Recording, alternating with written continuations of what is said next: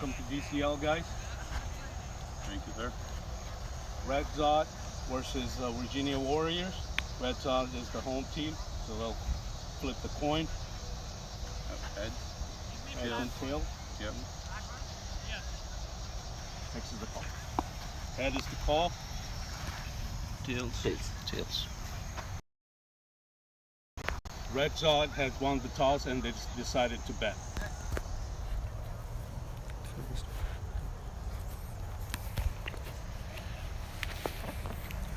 Right, so I'm with the captain of RedZod here. Winning the toss, deciding to bat first. What really went into that decision? Whenever we are batting first, we're winning the game. Our batting side is comfortable in batting first, and our bowlers are very comfortable defending the total. So it was not a hard decision. Everyone knew that if we win the toss, we're gonna bat. And what type of total are you thinking of setting? Anything above 190, because I know Virginia Warriors very good lineup, especially their openers. They come hard at and good bowling lineup as well. So we would like to above will be right, anything above 190. And now the captain of the VA Warriors. Thank you. So toss didn't go your way. Yeah. You're bowling first. Happy with that, or would you have wanted to bat it? No, I think, obviously, it would be good to bat on this one, so it takes the pressure off. But yet, we would like to, since we're getting into the, playoffs, hopefully, we'll make it there. So we would like to do a chase. That way, our dugout is comfortable with that, with that format. So yeah, definitely, we are, either way, we are ready for the game, and it's going to be a good game today. Two good teams, RedZod and Warriors. It's going to be good for the viewers and the fans. And now you're bowling first here. What type of total do you think you will be able to restrict RedZod to a good chaseable team? I think anything below 8 runs, because we have a good batting track. So if you keep them below 8 runs, that gives a comfort zone. So the bowlers have to, especially on this kind of wickets. So wickets, containing the runs is important. So we'll try to keep them below 8. That way we have a fair chance to attempt with our batting lineup. That's great.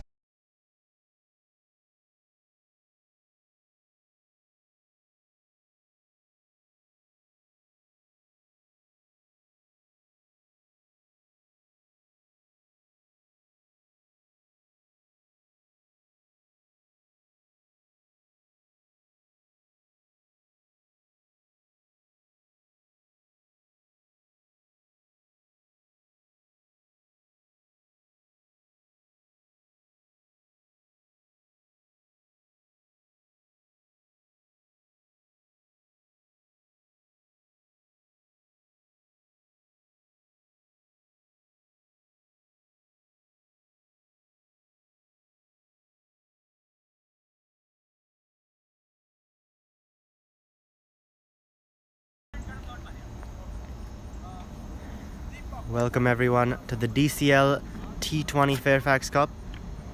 And this game taking place between RedZod and the VA Warriors. RedZod winning the toss, deciding that they want to bat first. And both their openers out in the middle.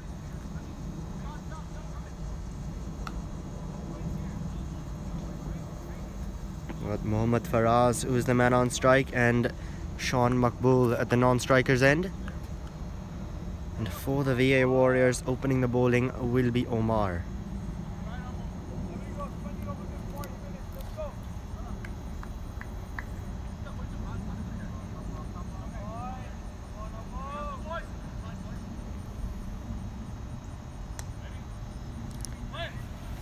First ball of the game now coming up. Could see movement there. The ball just swinging away.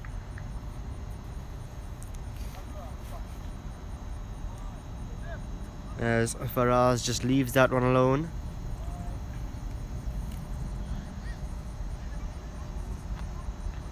Omar keeping it on that good length.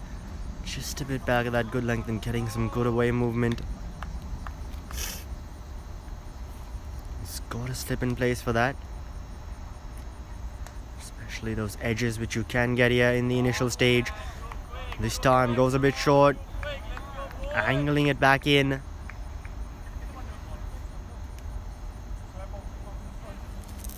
Faraz though a bit late on the pull.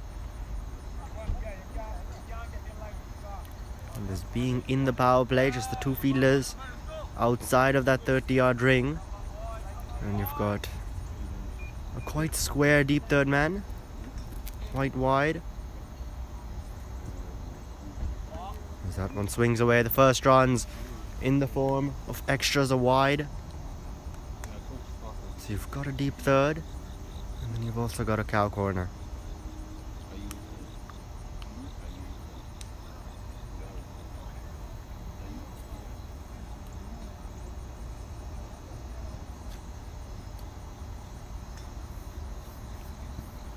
Omar now, he goes much fuller, straight, and that's a misfield.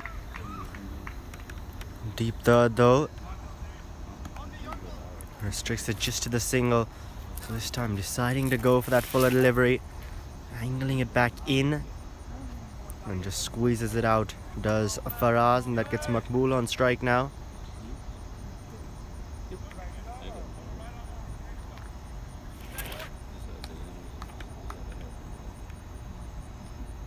This, of course, being an evening game, taking place under lights here in Oakton, Virginia. Oh, and that's just flicked away. That's gonna be runs. The chase is on. And that'll be a boundary. So the first boundary of the innings comes off the bat of Makbul. And he'll get off the mark with that as well. This time Omar just straying on the pads. And Sean Makbul just flicks that away quite effortlessly. With no one there at fine leg. That was going to be runs, and he gets 4 of them this time.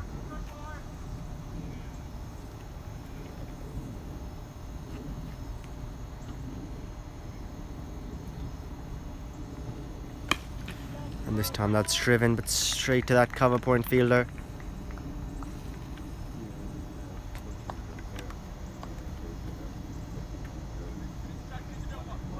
So the final delivery of the first over coming up now.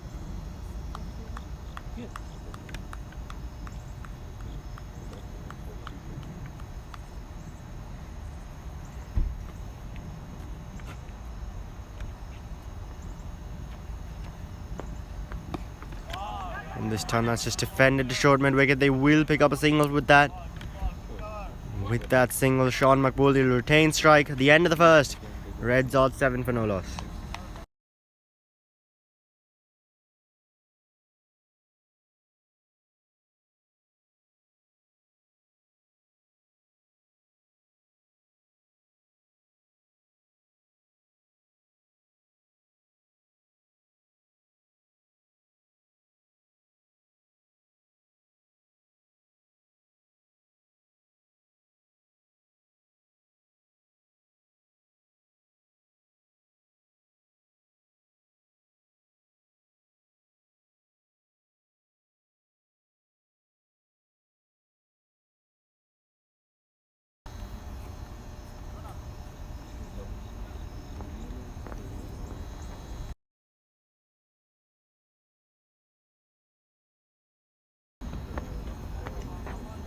Sean Matthias now the new bowler introduced into the attack. His first ball running in now. Starts off with a full toss. Just hit away towards point.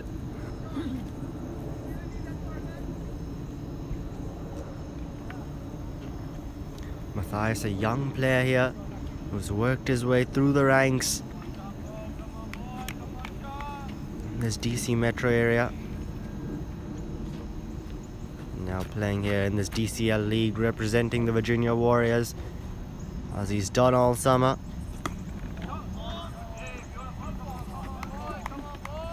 And just hit out towards mid wicket.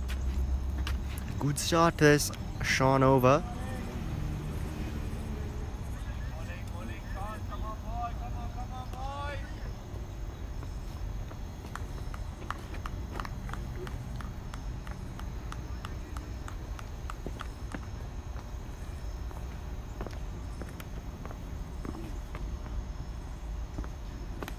This time an outside edge, and that'll fly away. So the first boundary there in the second over.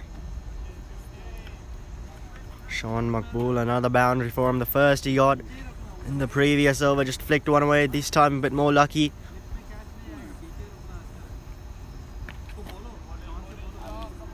And that one off the outside edge, travelling to the boundary. And there's the man at slip there, Arshurora, who's moved a couple of steps back. Those edges, they will fly over. The batsmen are going hard at the ball. Sean here bowling quick. Those edges will fly as that one did. Now you can see Arshurora there. Just moves a couple of steps back. In case Farah's edges one here.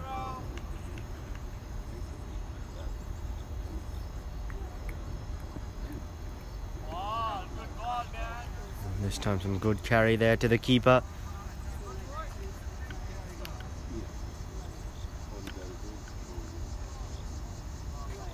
But that one signalled a wide. Both the arms outstretched for the umpire.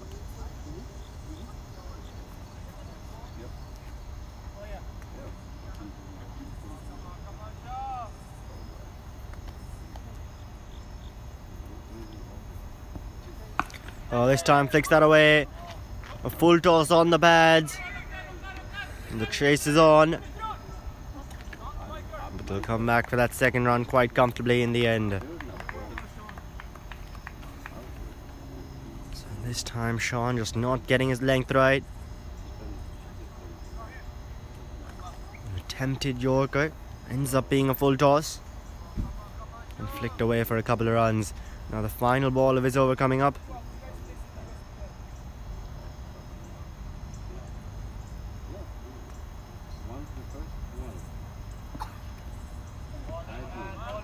And that'll be a swing and a miss to finish off. So with that, 2 overs done. RedZod 11 for no loss.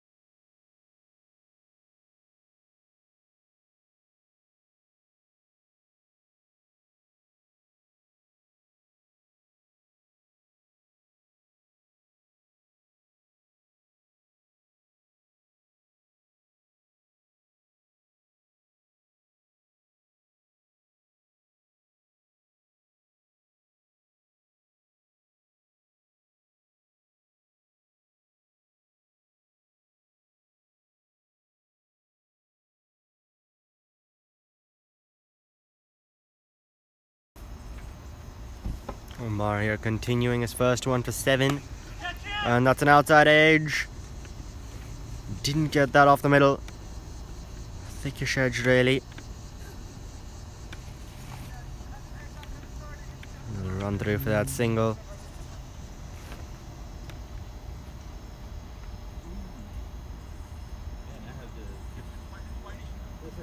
And with that single, Faraz comes on to strike. Who's on to 3 now of 6 deliveries. Maqbool at the other end, a run a ball 7.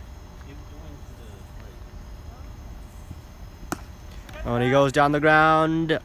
It's up in the air, just over that field at short covers. As a mid-off comes around to keep it to the single.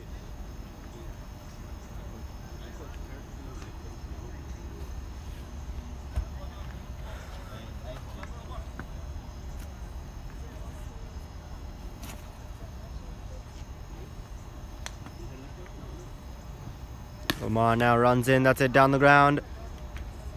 Mid off once again coming around.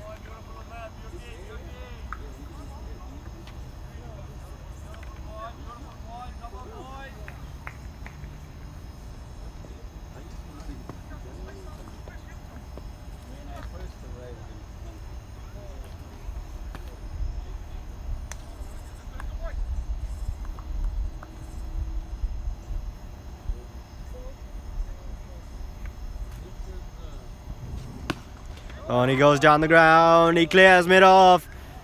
And that'll be a couple of bounces into the ropes, will it? Yes, it will. So boundary, it seems, is signaled by the umpire. Just waiting for that confirmation. Is it 4? Is it 6? Appears to have been a boundary. And yep, there the arm goes. So 4 runs off the bat now of Mohammad Faraz. His first boundary of the innings. And an excellent shot, lofted. Mid-off was inside the circle, so that shot was always on. And he has executed that to perfection as Mohammad Faraz. Now, cow corner is being brought inside the circle. And mid-off is being pushed back. So some cat and mouse going on now. The VA Warriors and RedZod. Field is moved based on where that boundary went now, trying to go on the leg side.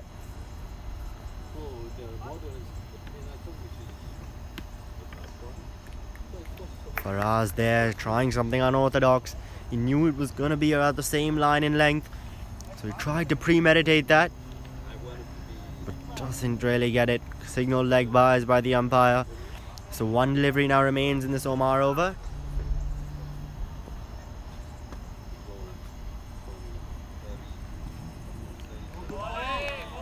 And that's just going to be a swing and a miss there. Fishing outside off.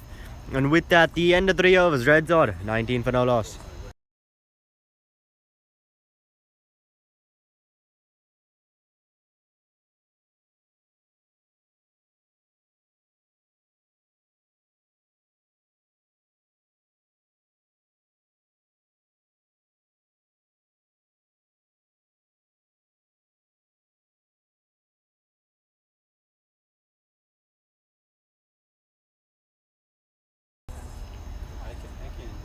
Sean Matthias now continuing.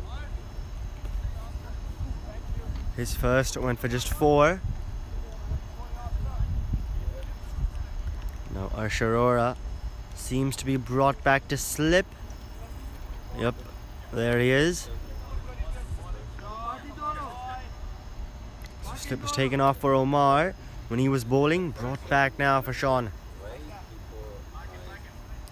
And he's actually gone to the edge of the 30-yard circle. So really more of just a very fine third man. Sean, what's he got? Oh, that's it down the ground.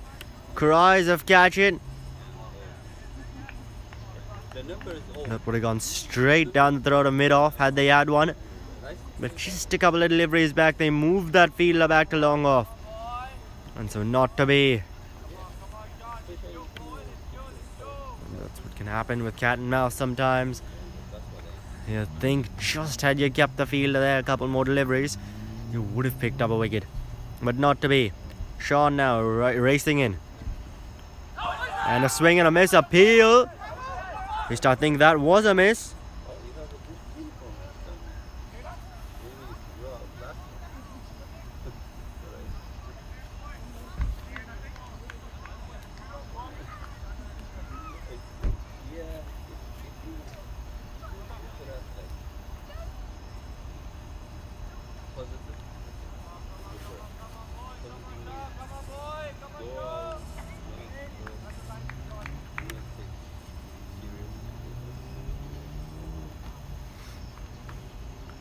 Sean now running in, that's gone up in the air. There's a man coming around underneath it, and there's the first wicket. Sean Makbul, he'll have to go after a couple of good shots. Sean gets Sean. Sean M gets Sean M. Because Sean Matthias has picked up Sean Makbul. And with that, the first wicket falls for RedZod. 20 for 1 now. Or this RedZod side midway through that 4th over.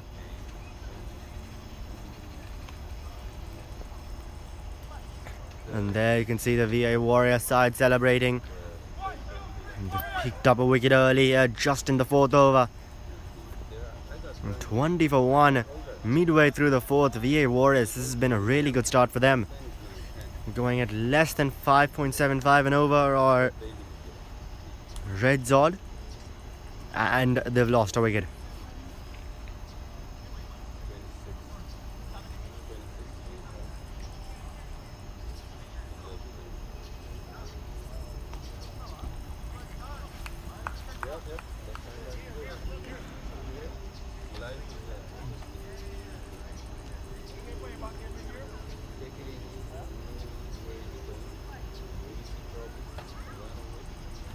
Matthias now running in, and that's just squeezed away.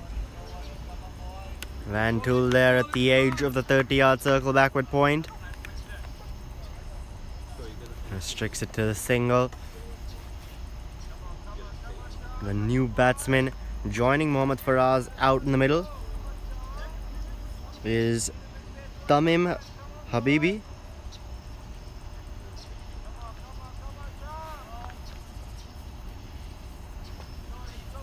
So he joins Faraz there. Set to face his first delivery now. And that's an excellent delivery. Some extra bounce. Hits him on the glove. Not expecting that bounce there was Tamim. Hit him on the glove. Think he may be hurt there.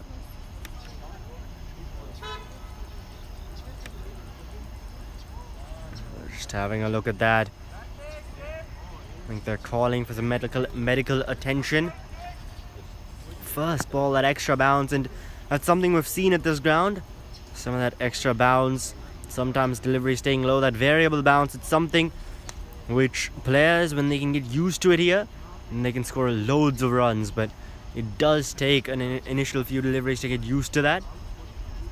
And so that's just taking Tamim Habibi by surprise, their first ball. Now with one delivery left in the fourth, just a special shout out to our sponsors: Icon Realty, AI Building Solutions, Anis Driving School, Fairway Supermarket Deluxe, Fashion Mart, GDS Executive Sedan, and RedZod. Thank you for sponsoring cricket here in the DC metro area, making games like this one possible. Just as Tamim Habibi is attended to.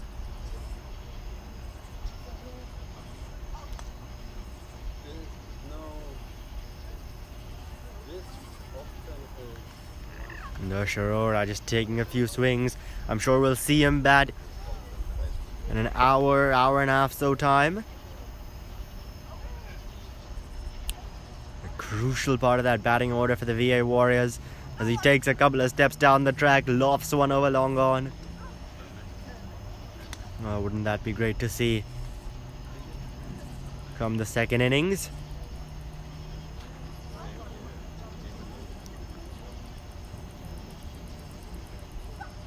Behind him you've got Christopher Van Tool. Also to the left really.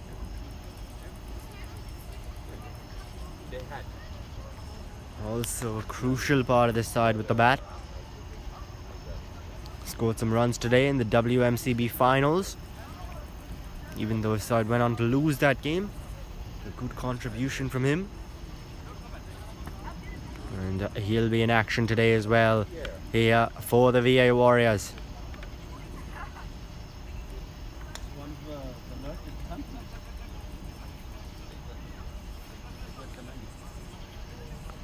And as the fielders disperse, I think we're all set to begin in just a minute or so.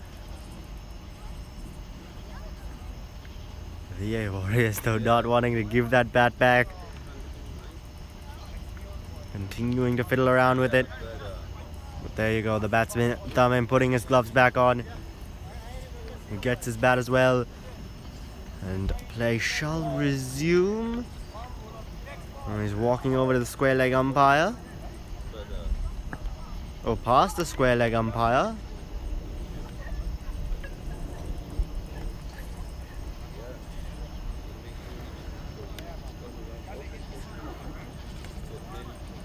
Is he going off?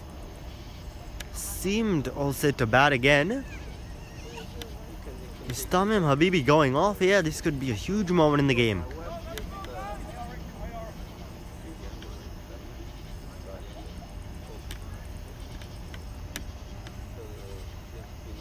Yep, there we go. He's walking off. Retired hurt. Retired hurt. The first ball in the game. Now the incoming batsman's going off. Oh, more drama. More waiting here.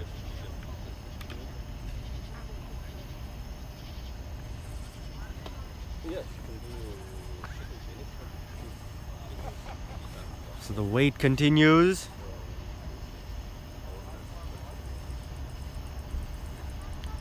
Having a look at the weather, the skies are looking clear at the moment, but from 8 p.m. it appears there's a 70% chance of rain. Currently it's 7:52. Between 8 and 9 we've got a 70% chance of rain, so hopefully that doesn't happen. Hopefully the other 30% takes place, but we'll have to wait and see for that. Right now though, it's RedZod looking set to continue.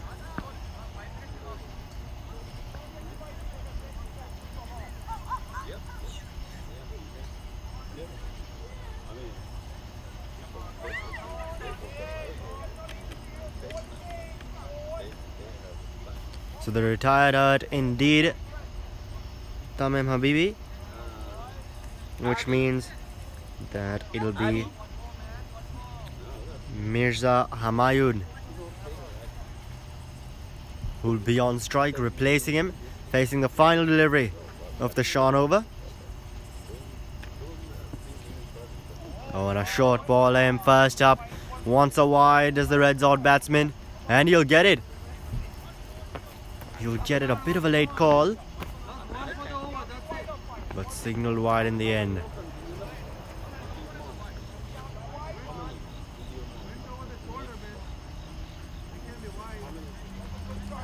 Didn't quite seem like a wide. It was a well-directed bouncer, but the umpire there, having the best view in the house, straight on, signals it wide. So wide it is. Sean now, his final delivery. Oh, and that's full on the pads. Definitely not over the head. And with that, the end of Sean's second over. Picks up a wicket off of it and just concedes the 3 runs at the end of 4. RedZod 22 for 1.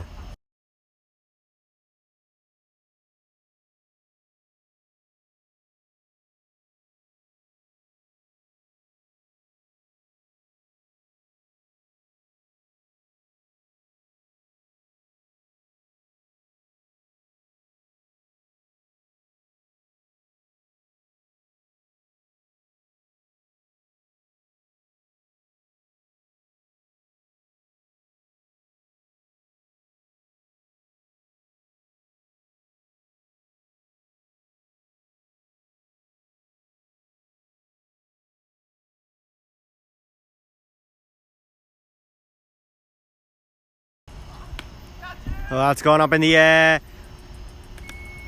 Was a man out there at deep third. Doesn't carry to him though. It's Omer into the attack, the first bowling change. And now with that single, he'll be bowling to Mirza, who's yet to get off the mark.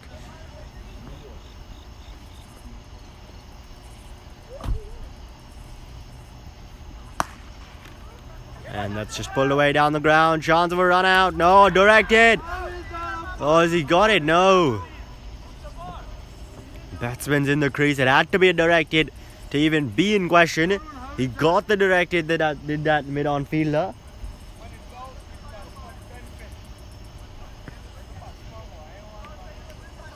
But not out, says the umpire. So Mirza survives. With that, he gets off the mark as well.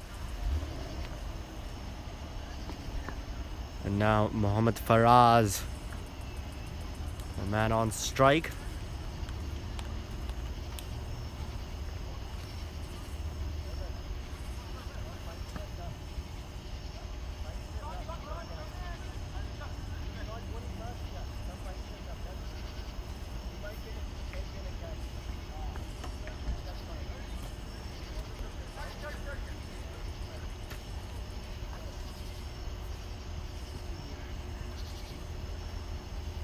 Just a couple of changes being made in the field here as Omer runs in.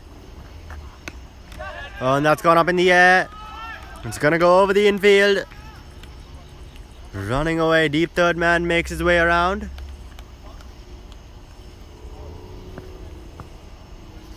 Just a single taken on that.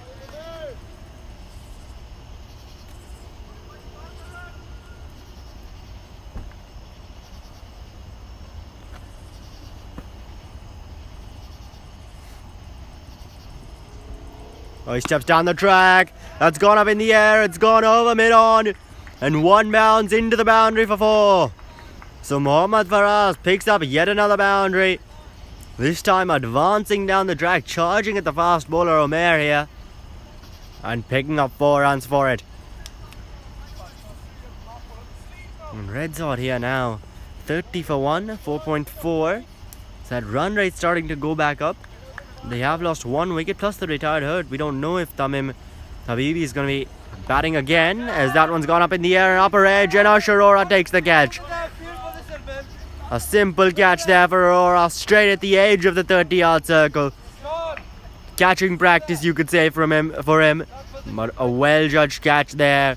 And Mohammad Faraz, he'll have to go.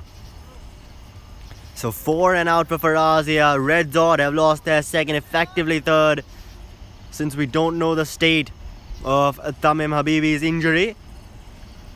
And VI Warriors, they will be happy with that. They've picked up another wicket. 30 for 2 now inside the first 5 overs.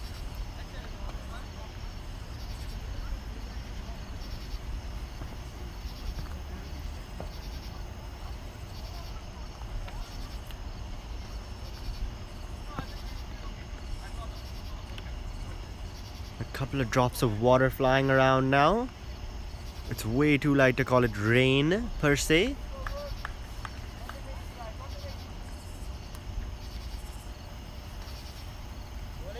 Just a darker cloud starting to cover up.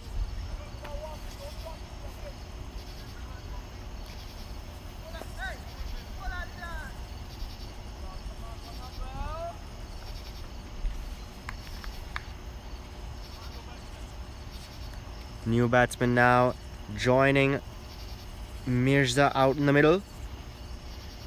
Manavjot Sidhu.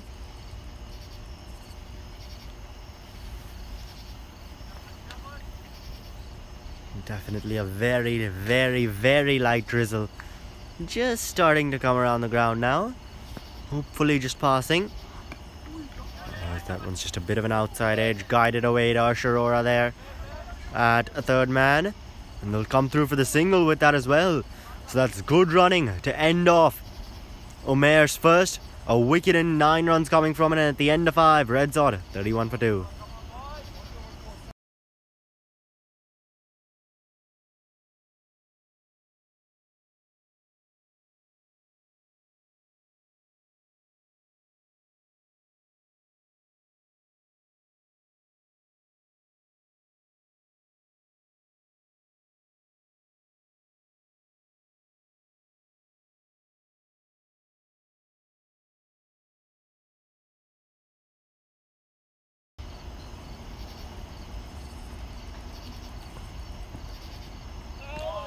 Oh, and that's some good away movement there.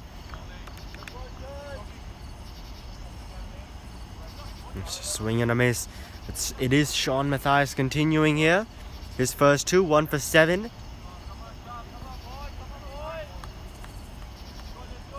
And now coming into Manavjot Sidhu. Both these batsmen have faced 2 deliveries, scored a run each. They're both 2 new batsmen at the crease, as VI Warriors picked up a couple of wickets in quick succession. And this one, it's straight back to the bowler. So a couple of dots to start this one off. And VI Warriors, they have had a great power play here.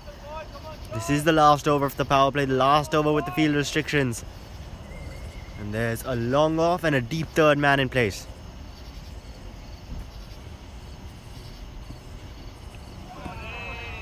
Oh, and this time, just trying to guide it away with Sidhu. Doesn't connect though. It was a bit The bounce was a bit higher than what he expected. The bat just going underneath the ball. This has been a really good start for this over from Sean Matthias.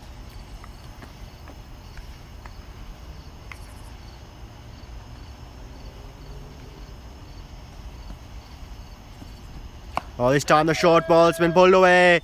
Over the infield, running away on the leg side. Won't reach the boundary. And the throw comes back in. Restricted to a couple of runs. The first runs coming from Sean's third.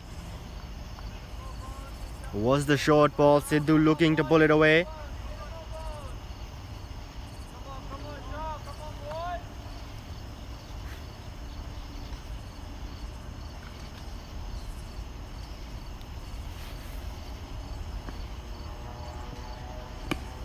And this time that's driven straight to short covers.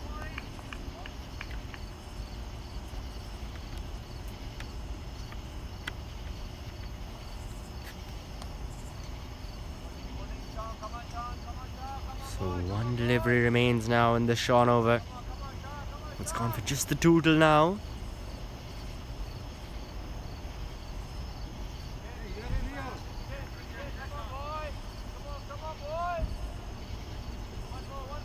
And now cow corner going back and long on, long off, being pulled into mid off.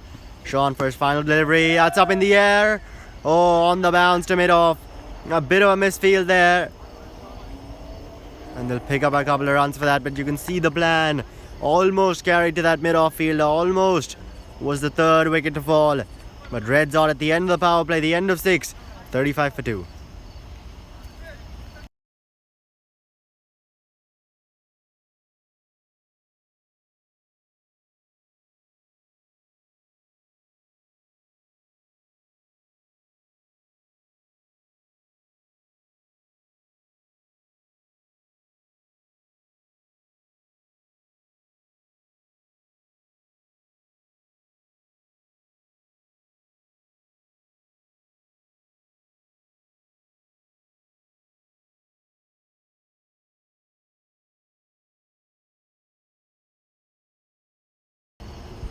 Umair now continuing his first over, 1 for 9.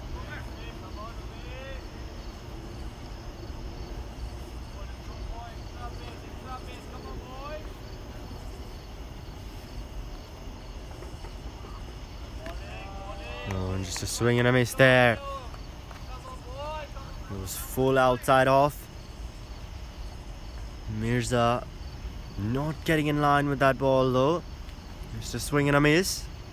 We are outside the power play now, so 5 fielders allowed outside that 30-yard circle. Oh, this time that's gone up in the air. Let's hit out to long off. Now having a look at those fielders outside. You've got a long off, you've got a cow corner. So you've got long off, long on, cow corner, which is really more of a deep mid-wicket now. And then you've got a man at deep third, really more of a deep backward point, a very squarish deep third if you want to call it that. Oh, and this time that's gone between bat and pad. What a ball! Goes between bat and pad, misses the leg stump, whizzes through to Govind behind the stumps. Govind Mohandas, that is, a young player here. Like Sean Matthias, who we saw bowl a bit earlier, he's really built his way through the ranks in this DC metro area.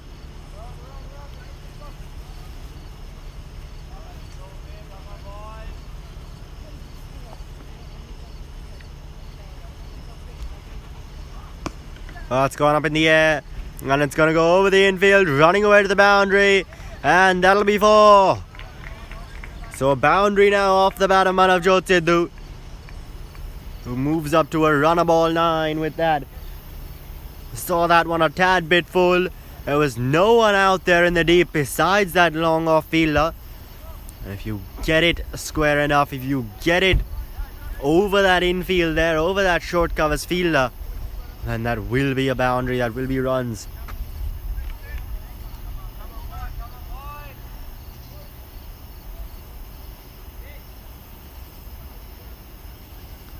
Omer now we'll see what he's got. That one's gone up in the air. Long off. Oh, misjudged that one. And on top of that, that'll be a boundary as well. To add salt into the wounds. Tried going for that catch. Misjudged it initially. And it ends up being back-to-back boundaries now for Manavjot Sidhu. So Omer under some pressure.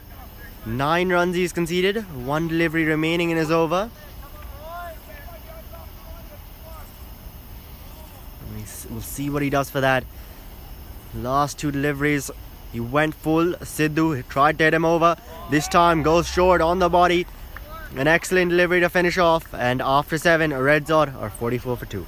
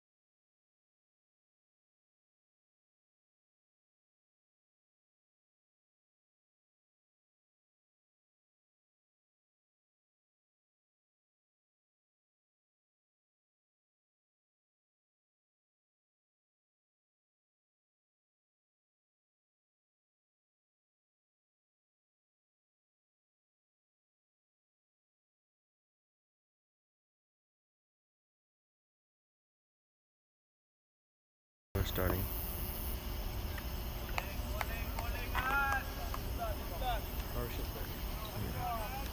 So new bowler now into the attack, Arsh Arora. Bowling the 8th over of the innings here. Starts off with a good delivery. Just defended by Mirza. Oh, and that time just spinning away. Signaled wide by the umpire. This is the first over of spin we've seen.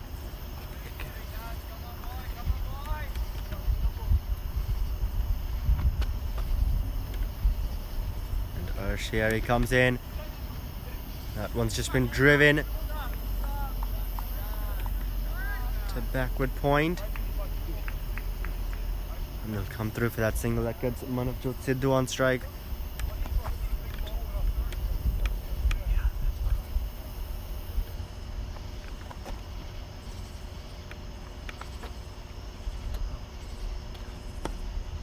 And that's defended right back.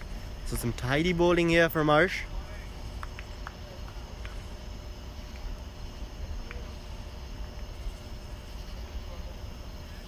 Having a look at his field, just 1 man inside the ring on the leg side. This time though, he's hit that one past covers. There is a man there at deep covers though. And restrict them to just the single. They were looking for that second run, especially that non-striker Sidhu, but they won't get it.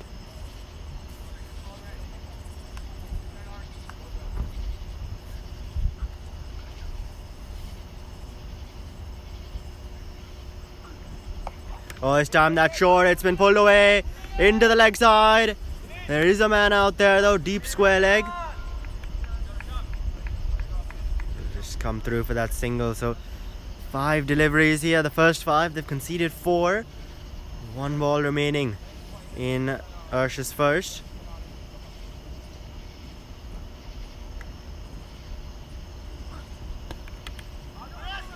And that's driven through the point.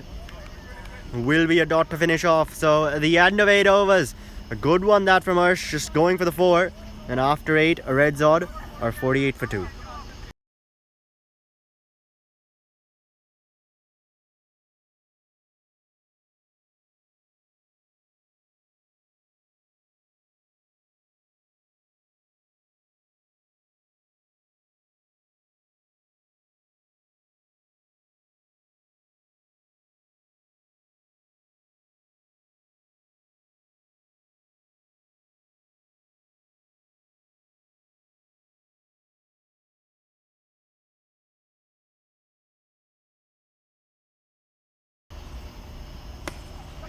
And now that's gone up in the air. Will land in no man's land. The deep covers comes around. It's Juice into the attack there. So change in bowling. And Faisal Khan here joining me in the commentary box. Faisal, welcome. Thank you, sir. Thank you for having me. Having a look at this as Juice runs into bowl. That's gone up in the air. Chrysler catch it. Or isn't able to get there. A good diving attempt. This is a perfect example of you, and this is the first time I'm seeing Chris without the gloves. So probably he's not used to being in the field without gloves, and it's hard to catch the ball without the glove for him. So you're starting to feel a little drizzle now. As he goes down the ground with that. And that'll be a wicket. So the third wicket down now. It's Mirza who'll have to go. And Juice is struck in his first over. Well, I don't know what their plan is, but the way it's going, it looks like it's going to be a low-scoring game. So far they've been doing good. I mean, VA Warriors have good hold on the game so far, but let's see. They have some depth in batting lineup. If you see Nomi and some other folks who can hit the ball far, so it's yet to be seen how it pans out for them. So far, it's all going Virginia Warriors' way. Yeah, it absolutely is. They've picked up 3 wickets. And RedZod going at less than 6 and over here. So from here, what do you think the plan should be for RedZod? 50 for 3, midway through the 9th over. Don't have too many runs. The 3 down, maybe 4, because we don't know if Tamim Habibi will come back after his injury, retired hurt. So how do you think RedZod should now go about this? I think my initial response to that is that I think they overestimated the situation when they projected that 190 plus score. It doesn't look like a 190 plus pitch tonight. I mean, you see last night we were playing, even it was a 2-2 pace pitch. So it's not that easy to bat on in the lights. For whatever reason, some balls are getting stuck. So that said, I think 160 would be a competitive score if they play their cards right. And 160 from here, still a while away. That one's just defended. The new batsman now joining Manavjot Sidhu is Khamis, I guess. Khamis Zahir. Yeah, Khamis Zahir. So these two really need to look to form a partnership. And just as we said that, there's the wicket. So Khamis, he'll have to go for a duck now. Just as RedZod, we were just saying they need to form a partnership. Commentator's curse, you could call it. This is a commentator's curse, because if they keep playing this way, they're going to bat themselves out of the game. I mean, it's a very, very critical game in this group, because they are fighting for the top spot. That'll determine who's going to play the 4th game against them. So this is a critical game to be at the. I mean, it's not a must-win game for either team, but it's a critical game to determine which team they're going to be facing in the next game. Absolutely. And building into the playoffs, that'll help. Absolutely, and I think Siva was also talking with his team about how this is a crucial game for them. This is a game they've got to win. Yes, they've gone undefeated in this tournament till now, but as you said, really seeing who they'll face next. So this game really crucial for both sides here, RedZod and the VA Warriors. Absolutely. I mean, so far the game is, that's what happens in competitive games, is a lot of pressure is involved as well. So it's not about your basic cricketing skills. I mean, it's a little more than that. Whoever handles the pressure, I mean, can prevail. And I guess Nomi is in, right? Yeah, so he's a dangerous customer on its own day. So let's see how, and he's pretty good on spinners as well. So this might work for them if he attacks Arsh right away. But let's just see, because he's quite effective against the spinners. As Arsh comes in for his first delivery, and that's driven down. to long off. Now we see Nomi get on strike. He was at the non-striker's end initially, since that was the last ball of the over, last ball of Juice's over where that wicket fell. So now Nomi on strike, up against the spinner. So let me ask you this, Jay. You've been doing the commentary in different events throughout the area. How do you rate this competition over here and infrastructure we have over here? How do you like it as compared to the other events that those are going on? We'll get to that right after this ball here, as Arsh comes in. Just defended out to point. Well, I think this league, it's a competitive league. We've seen some great games here, some high-scoring games, some low-scoring thrillers throughout this entire summer. And a lot of the players, I think, in this DMV area, they play leagues like WCL, you've got WMCB, you've got DCL, and many times it's just the same players playing over and over again. So these players, they've played with each other so much, whether that be with these players, against these players, and it's overall, you know each other's game well, which really helps you as a side. And it's just really a competitive tournament, as that's missed everyone, the batsman, the wicket keeper, and that runs away to the boundary for 4. And you're absolutely correct, and that's the story of franchise cricket also these days, that you see same faces, same players changing jerseys and having different setups, different teams, and what determines is the level of competition. And that's the whole idea, that even though people know each other's weakness and strengths, but they still come and compete, and the infrastructure is said that it enables people to do that. And speaking on the point of infrastructure, is that one's gone aerial for a while. Long off will come around to it. But speaking on infrastructure, this DCL ground here and in Oakton, it's gone through some recent renovations. Can you tell us a bit about that? Yes, I mean, there was this project was completed in 2012 originally, and I'll continue after the ball.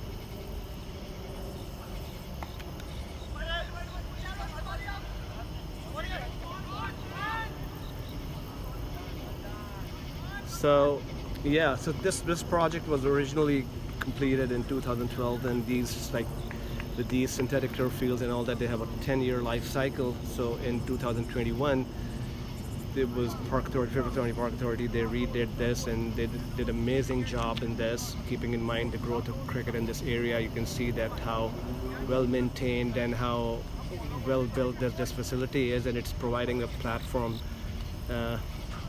for cricketers in this area to come and enjoy the game of cricket. Absolutely. And so I mean, if you compare it with some fields where they have awkward bounces and the outfields are slow and all sluggish outfields, and you don't get rewarded with your shot. Over here, even if the field is big, it's big enough field, but it's competitive for the bowlers, batsmen, fielders, everybody. It's a level playing field for everyone. So that's where they can come and show their prowess. and level playing field we talk about, right, for the batsmen, the bowlers, but also physically a level playing field. It's not one of those hilly grounds which we've seen bumpy grounds quite a bit here in the DC metro area. It's a completely flat ground, which is just so helpful. Now, the best part of this infrastructure, this field, is that differentiate from other fields, that you don't necessarily need to hit success to win a game over here or a tournament. You can very easily chase big totals without hitting the ball in the air. That's where the success is, that the batsmen get rewarded for playing proper cricket, and the fielders get rewarded. They can dive, they can do whatever, and they're not going to get hurt. Yes, that one's just hit out to the man there at deep covers.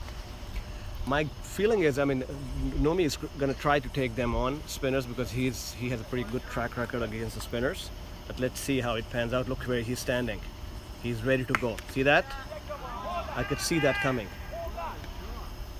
I could see that one coming.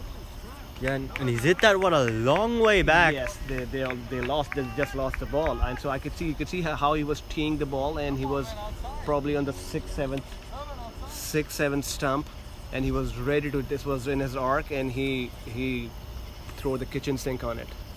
So, and I've known these kids long time, so I know what their weaknesses and strengths are. So this is critical. This is a very critical time. Unless Virginia Warriors bring back Pacers right now, they're in trouble.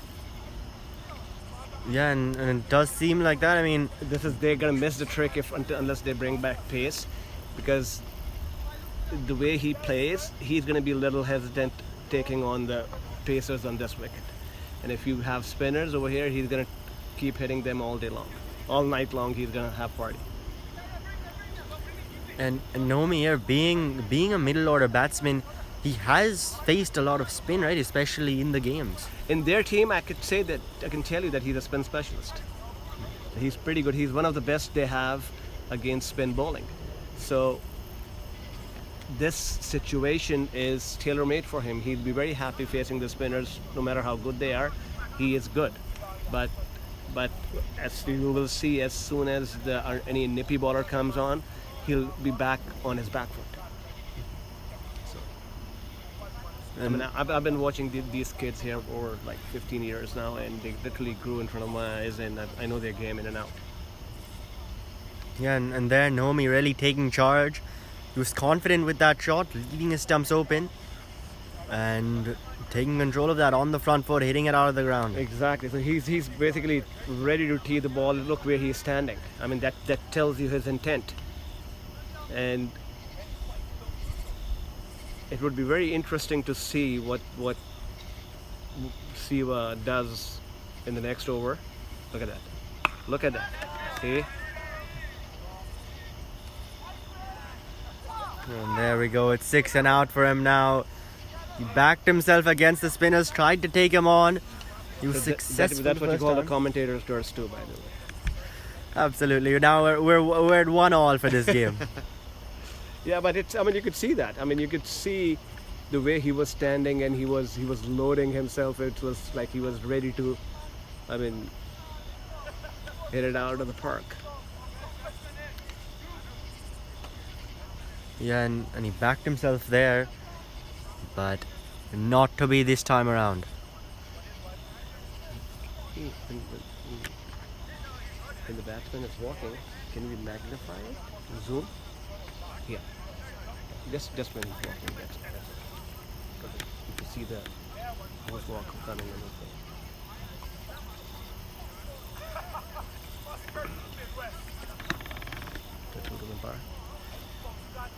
What's happening here?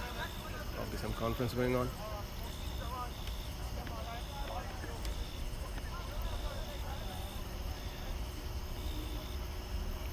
All right, so who's next now?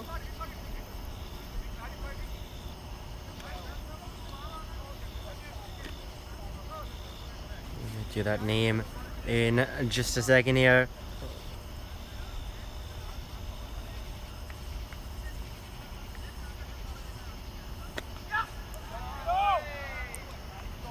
It is Tamim Habibi. He's shaking his right hand. If you see that, I think it's still hurting.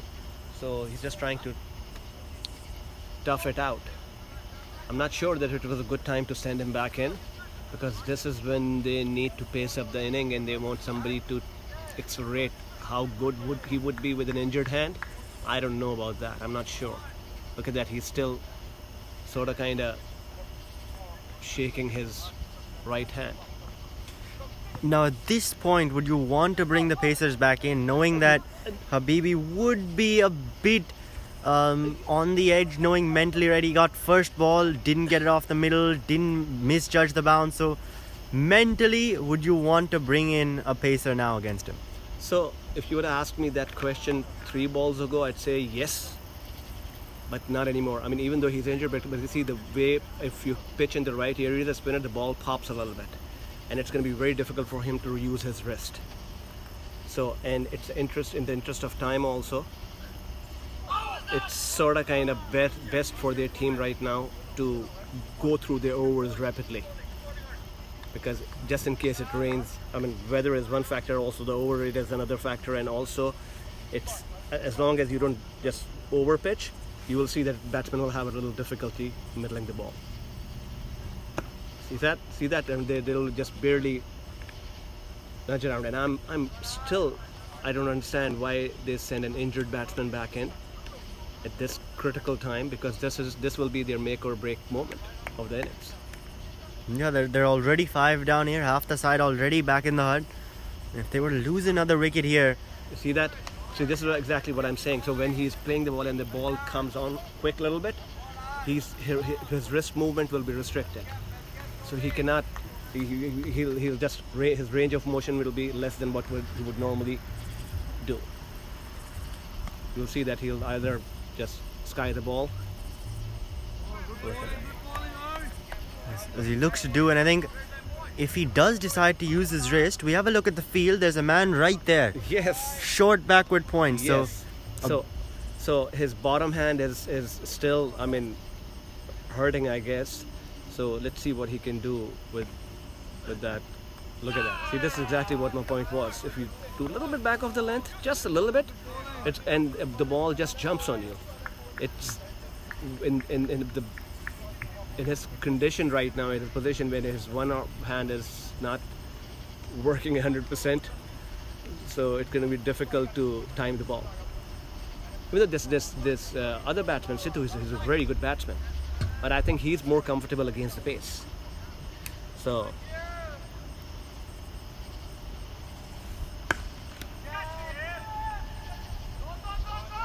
So being 67 for 5, not the best of positions to be in as far as the two batsmen. One of them, it's tough for him to play spin because he's injured. The other one prefers playing pace, and at a time when you've got spinners operating from both ends, in need of a partnership, that's not exactly what you'd want.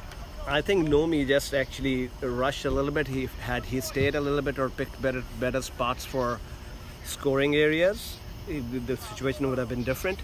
But I don't see an X factor sitting in their dugout other than him, who could have possibly changed the trajectory of this game.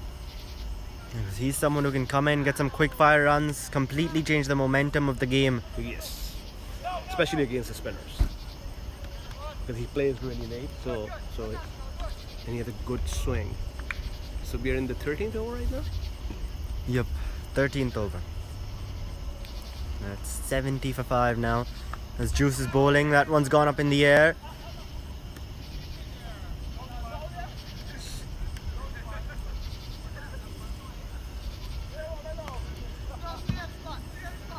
So we are having few droplets, so looks like that it's not going to be that easy to bowl in the second inning.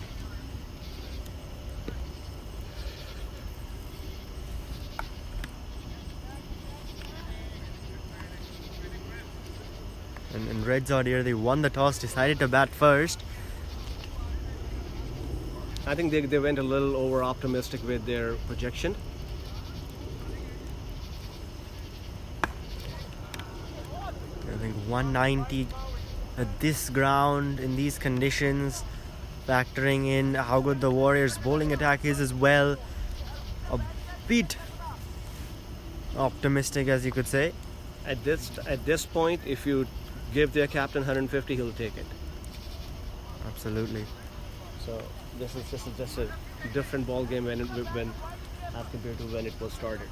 I mean, they're a very good team, but it's just a situation that tells you otherwise. 72 for 5, midway through the 13th. And it is grizzly now. And we need 10 overs in the second innings to get a result here on Yes. run rate. Yes. So, as per the playing conditions, I mean, it's 50% of the second inning must be completed in order to have a game. And if 50% of the second inning is completed, then it goes to the net run rate. Anything short of that is abandoned. So it means we need to get through 17 more overs here to get a win-loss result.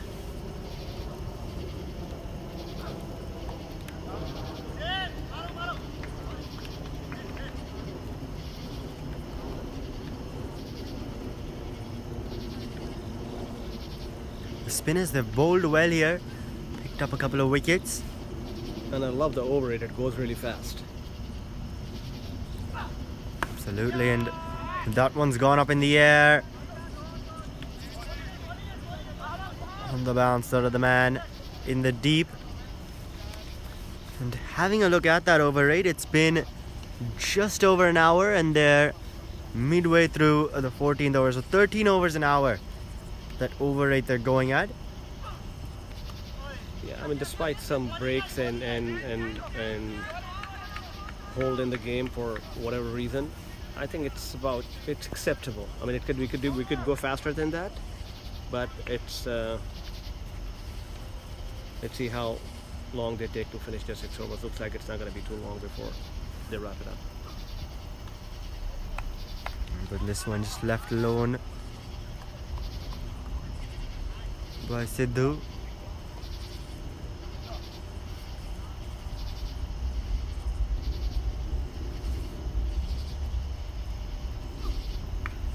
Oh, tries going for the big shot. That's gone up in the air and straight into the hands of third man. So there's the wicket now, 6 down, and it's Manavjot Sidhu, the well set Manavjot Sidhu, who has to go. So do I have an option of revisiting my projection? What are you thinking now? I'm more thinking in 120s now, because when I look at their dugout and the way they're approaching the game, there's 6 overs to go, and I don't think they have any firepower left in the dugout. But well, it's a funny game, so you never know. Even the last few overs can change the complexion of the game. But so far, what it looks like, the way they're with their casual approach, I'd be surprised if they pass 120 runs tonight. 120, 43 runs away, and they've only got the 4 wickets in hand. Yeah, that's my cautious optimism. And I think now a lot does rely on Tamim Habibi and how he is with that injury. Yes, and so don't forget that Omar has 2 overs, and he's good with an old ball. And then Sean Matthias was getting the ball out, bowling good outswingers.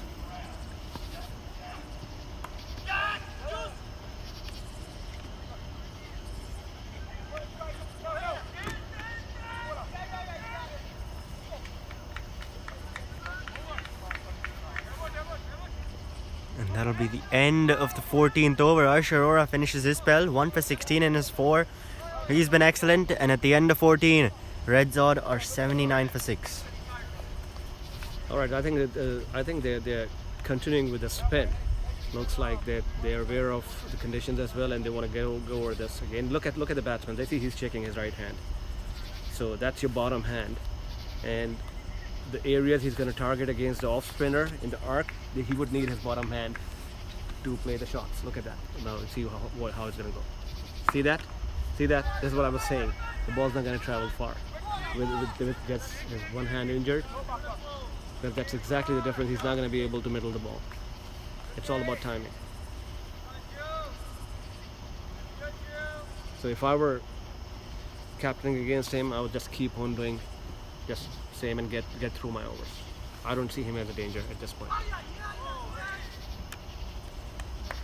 Now against him, if we have a look at VA Warriors, right now it's Raza on strike, but before against Tamim we saw both the men in the deep, or 3 men in the deep on the leg side, all 3 of them at the boundary. See, a very good point. I mean, I think that they should be like good 10 meters inside, just in case, because balls, I don't see the ball traveling this far. With Nomi it was different.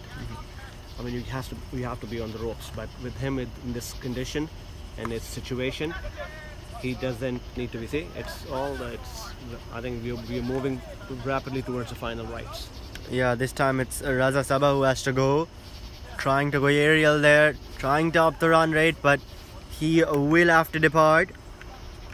So, if you haven't played enough on this pitch and you go on the back foot and you try to pull the ball, especially the spinners, it jumps on you a little quicker than other pitches, and that's like 2 inches different way it hits on your bat, and that's the difference between getting caught on the circle or going outside the boundary. So that's where it comes in. That's what the difference it makes. I think Asim Zafar is walking in. It appears to be Ahmed Chaudhry actually. Bowled extremely well in RedZod's last game. Yes, yeah, I saw it was quite a good game.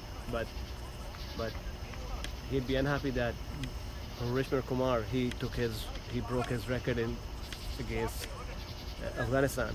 If you saw the game that he bowled, he got out 5. He got a 5-fer against like 4 overs, 5 wickets and 4 runs.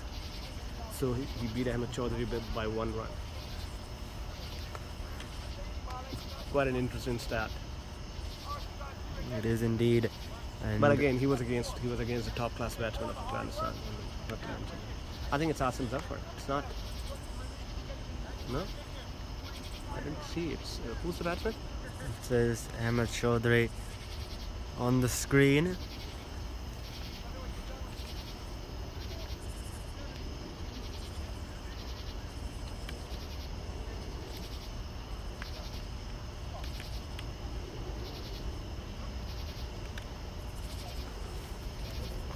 There, what's going on with the leg umpire? Let's zoom in and see what's going on over there. Appears might just be fixing the helmet, it seemed, but now they seem all set. And now it seems that it is actually Asim. Yes, because I could see him walk. So he's a very seasoned campaigner. I mean, he's I think the most senior member they have, and he's very skilled batsman at his day. Let's see how this goes. Just tend to move a little too much on the pitch sometimes, but he's very experienced.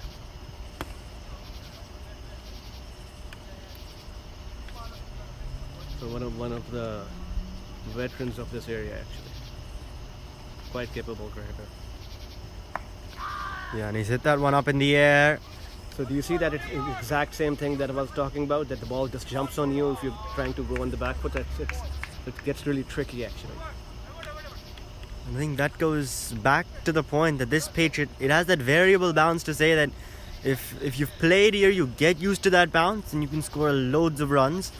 But it does take some time initially to get used to that bounce here. You're 100% correct. And not only that, but sometimes the bounce is just not. It gets a tennis ball bounce. Like it just goes a little vertical on you, jumps on you a little bit, so that you have to think twice before going on the front foot.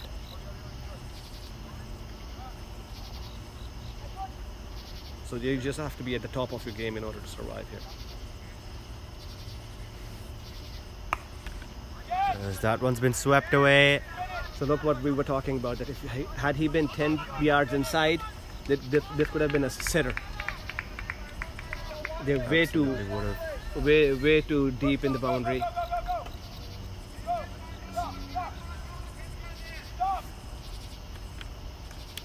It would have gone straight into his hands. Look at that again. He's gone again. And this time he's gotten a maximum for it. So judging the bounce correctly there, Asim, and he'll get the 6 runs. It was a very bad ball, not to mention it fed him in his mouth actually. It's going to be a better ball to hit. So look where he bowled. I mean, the way he's standing, and cow corner is possibly the only spot, cow corner or mid wicket, he's targeting. And look where he bowled, and he's bowling around the wicket. So that's coming right in the arc. Look at that. So, and the way they've set up the field, if he comes over the wicket and it just bowls outside off, they're going to keep driving.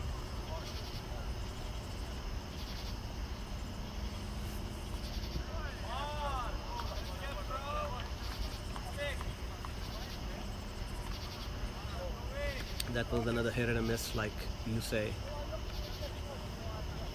I think he's struggling with his helmet for some reason. Yeah, when he came in, he had the square leg umpire look at it. Now takes it off once again. Looks like it's not his own helmet. Or a new helmet, probably. Well, the good news is that the rain has passed. So, unless you give me a forecast, doesn't look good. And for the time being, we'll stay away from that. We don't want another commentator's curse. Yes. Let's just assume that it's going to rain, so it might not. Reverse jinxing. Yes. 9 runs coming from the first 5 deliveries of this over. 8 of those. Oh, he goes unorthodox there, This is his pet shot. and he'll get a boundary. Yeah, this is his favorite shot. I mean, he's most comfortable playing this shot, and I think that's what he should concentrate on right now, especially without any fine leg areas completely vacant. And I think that he's gonna keep on milking this a little bit, because I've seen him in practice sessions as well, and that's what he actually, he's pretty good at this shot. I mean, he can even take fast bowlers on with this type of play that he does.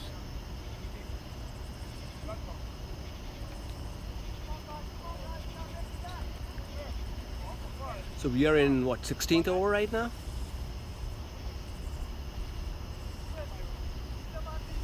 I believe so. I think it's 15 done, Yes, that's what. or 16 done at this stage now. 95 for 7 Yes. at the end of 16. So I'm holding my breath for my projection. See, Umar is back. So we have Umar and Sean. So this is where it gets interesting. And that does leave 1 over, because Omar here, he's bowled 2 for 14. Sean's got 1 left. He's already bowled 3. Okay, so then 1 over probably. Then Arsh, how many overs have Arsh bowled? Arsh is bowled out, and then he'll go back to Omer Khan, who's bowled 1 for 18 in his 2. I'd be cautious with Umar. Umar, I think that's one they're gonna target. Umar, they cannot hit Umar. I mean, Umar, they're probably gonna keep knocking the ball, nudging the ball around singles and doubles, and that's about it. I don't see Umar getting hit. But again, I'd love to be wrong.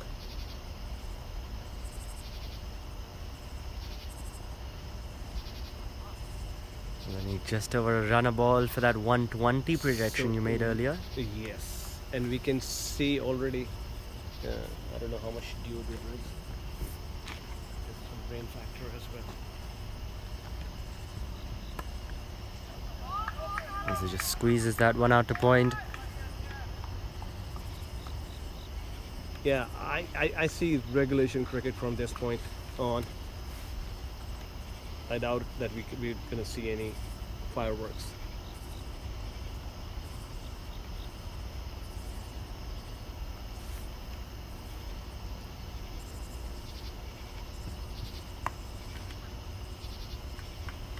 As that one's just hit into the offside for that single. They're just going for those singles, and as you said, if we don't see those fireworks, they'll still get around that 120 mark. That's my revised projection. And when you've played 150 games plus on a field, so you know how it works over there.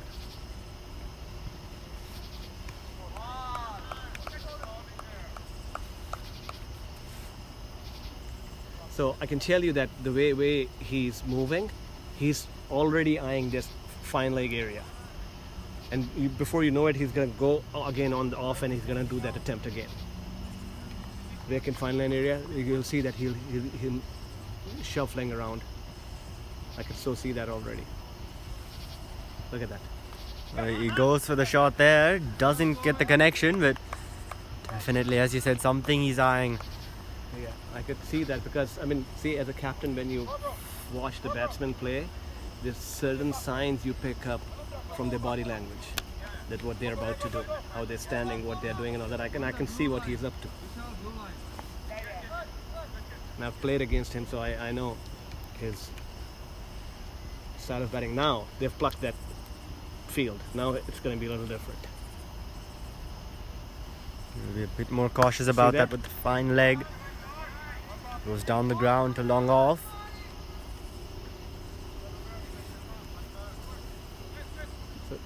So when you have a batsman like him who likes to move around on the box, so this is the first thing you do. You pluck 45 at fine leg, and then you know that he's not going to dance on the wicket.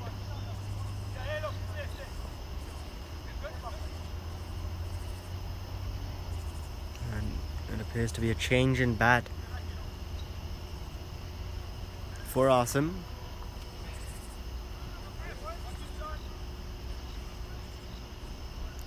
So 99 for 7 with 3 overs remaining. And Chris bowling?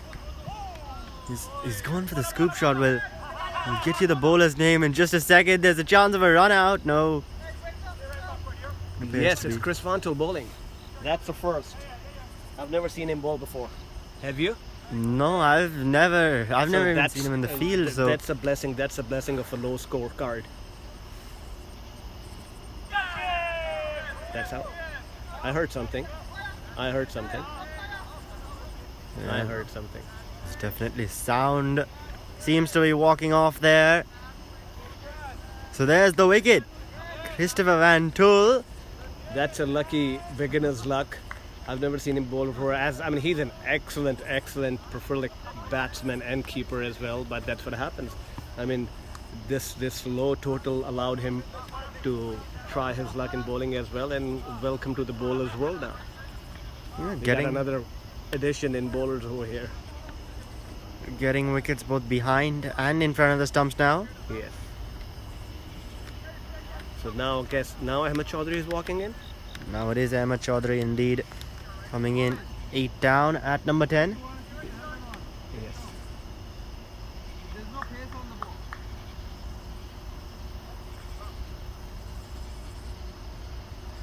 Yes, I guess they need to fix that. They still have Omar. I don't know why it's showing Omar.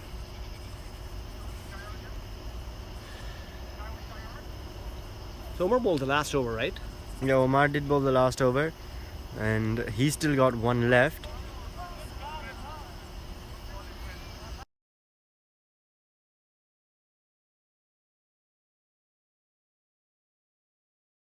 They'll have to correct that. So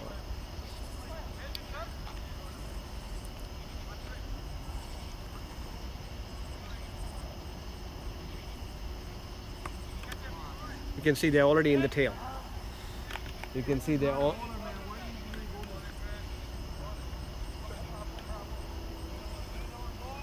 Chris here bowling those slow, loopy deliveries. Very tempting.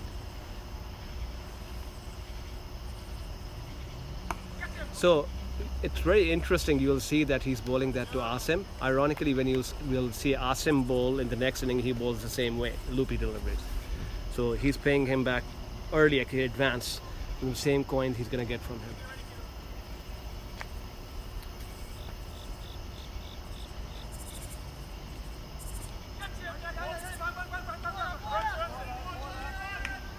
So, do I need to make another revision to my total? Well, you've got one of the greatest bowlers in the VA Warrior side who's Yes, just well, decided to bowl. That's a surprise package. I mean, they did not take advantage of that. But yeah, sometimes it's the surprise element that's there. I wouldn't be surprised if Siva comes to bowl himself and flex and see his luck, flex his arm. So I think Omar is coming again.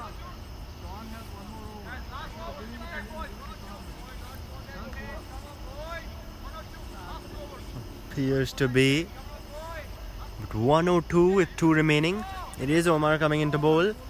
102 with 2 remaining though. The second revision. What are you going for? So this over. So we have 2 overs after this, right? Yeah, this is the 19th. penultimate. Yes. So I would still be optimistic, and I'd stick to my 120 mark. 2 overs. You never know because what I see, I mean, couple of runs at third man and fine leg. You can never know. Couple of wides. So I could still see them crossing between 115. So 115 to 120 would be my projection. So. And he's pulled that one away to deep mid wicket. As they race back for a couple of runs. I think from this stage, if they can get to 120, they'll be happy with that here in these final 2 overs. So if you look at the way the innings developed, they painted themselves at the end of the room themselves. So it's just wrong approach because Nomi should have stayed there instead of just rushing out, and the situation would have been different now.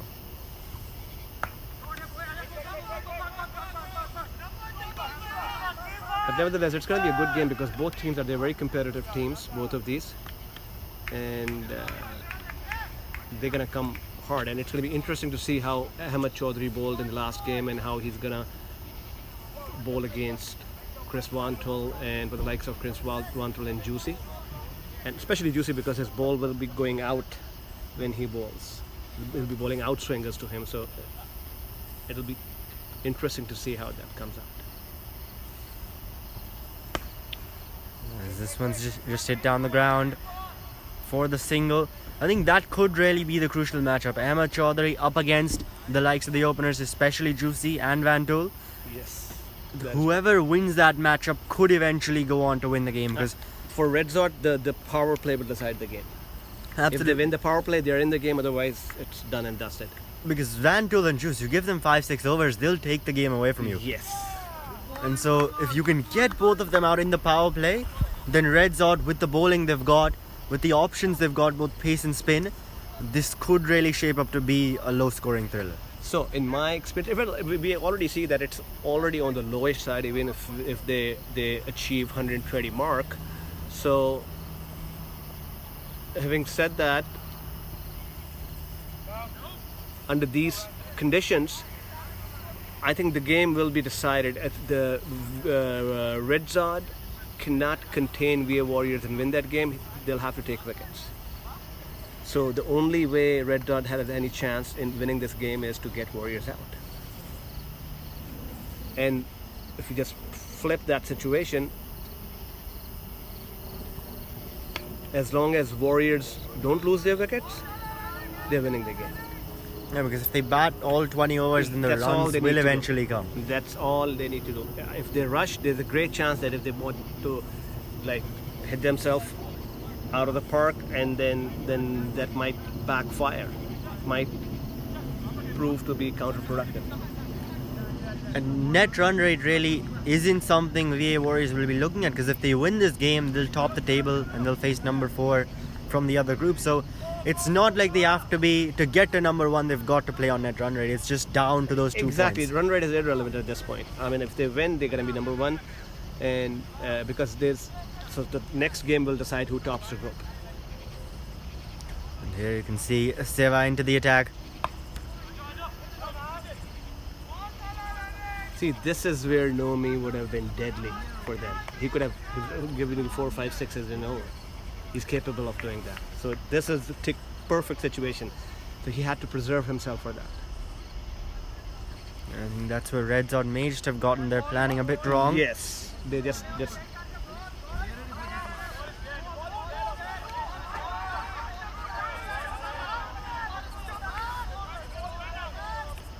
the keeper gave the ball back, man. Come on.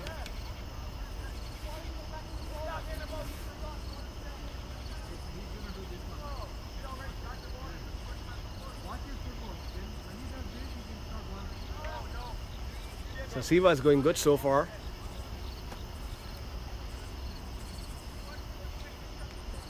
And there's first couple of deliveries.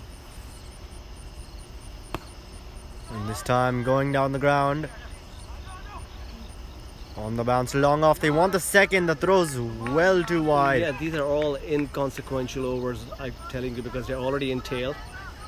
So anything is bonus from this point on. So they've already on 110, right? So yeah. 3 deliveries left now in the innings. Decides to go for that big shot. And once again, not traveling to the boundary, so you have someone in at that 45 position, and that could have been very helpful here for Yes. the VA Warriors. And I think still for these batsmen, the boundary riders are way too deep. And look at that in the cover, sweeper cover also, and over here cow corner also, they're way too deep in the field. So I think that's where Siva is missing a little trick, that they need to be inside because the ball's not going to travel that far.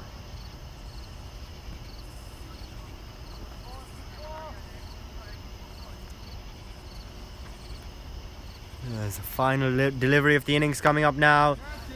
Decides to go downtown and bounces well in front of Long On, who's at the edge of the boundary. They'll come through for a couple of runs. So that'll finish off the first innings. At the end of their 20 overs, RedZod have gotten 114 for 8. So my projection was 115 to 120. A run off. Yes, well, not bad. 115 is the target. All right, so my review of the first inning, second inning, his projection is next 6 overs will decide the game. If VA Warriors can keep their head down and just go through the power play and win the power play, they're in the game. And if they just decide to hit them out of the park, and they very well lose the wicket, it's going to be very interesting to see how it pans out. It absolutely will be. And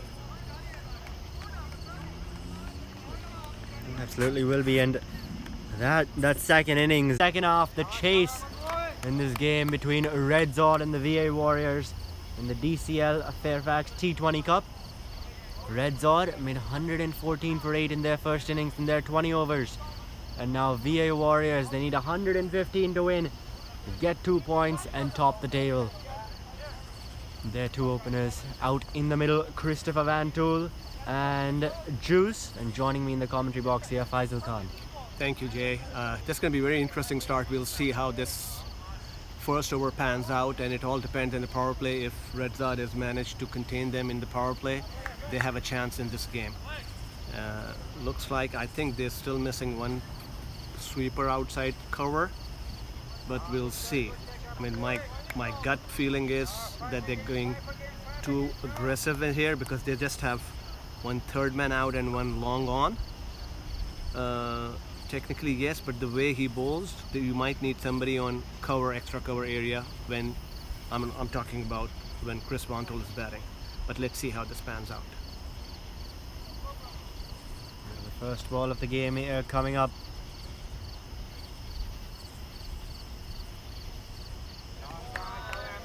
It's a short one to start off there. Chris just leaving that one alone.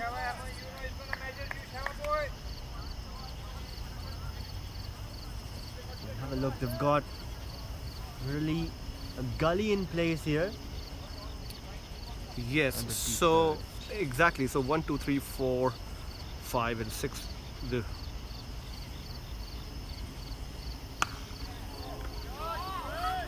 you remember what I said? Do you remember what I said? Absolutely, it's gone right there. Yeah, and I think they missed a trick. If they had a player over there, it would have been a sitting duck right there, because he cannot resist that shot. It's an impulse shot for him. And they had to have a guy over there. And think with his pace, yeah, still this guy has to be on the line and more towards the point area. Now Gully's moved back to the circle as well. Yes. Ahmed Chaudhary runs in. Oh, he goes down the down once again. So, mid-off underneath it. Yes. Won't get to it. Now look at the trajectory. He's bowling in swingers, and on him, you don't really need a long on in this with the line of attack he has. I mean, if he hits it, more power to him. But what you need to protect is that area for him, because that's where his impulse shot goes. And sometimes you need to catch the batsman at his strength area. And now for Juice, it seems that once again they're going long off in deep covers. Now, this guy, see, they don't have a slip on him. They must have a slip on him with the way he bowls. So 3 fielders there between point and the keeper, but all of them at the edge of the 30-yard circle. They must have a slip on him. I don't know why they don't have a slip on him, especially when the ball is going out. But we'll see. It's going to be very interesting to see how this turns out. Huh?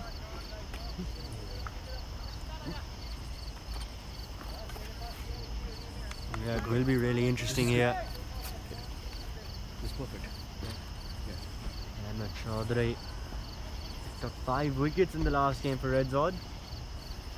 But I mean, mind you, it's a different team. I mean, it's horses for courses.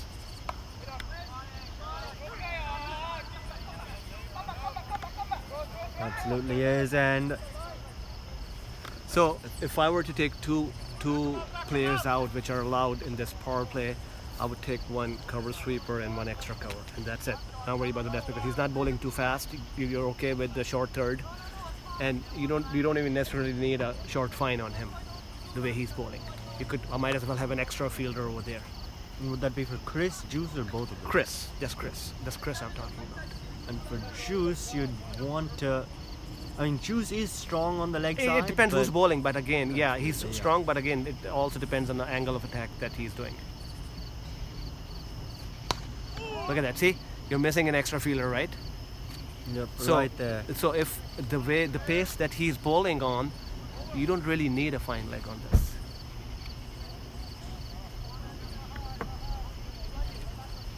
And Juice, he's effortlessly really hitting those balls, using that pace, just his natural shots there in that region, in the power play, and then with that he's getting those boundaries, those maximums as we've seen.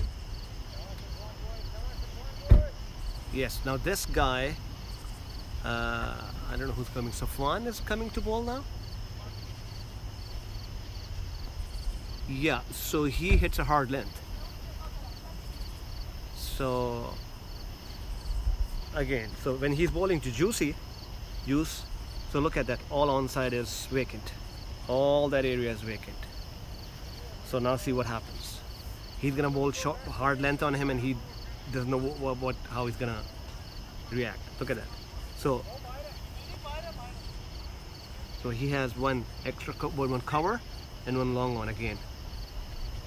Inside the circle on the leg side, just a deep square leg and a fine leg. So a lot of open area there. Exactly. Where Juice's strength is, which is Yes, and not really what you want to do. my guess is that when I'm looking at the field and looking at the ball and the batsman, you'll see a lot of run accumulating on the leg side of the field. So they're starting with a 6-3 field. That's all fine, but you will see even a little bit short. He's gonna pull the ball.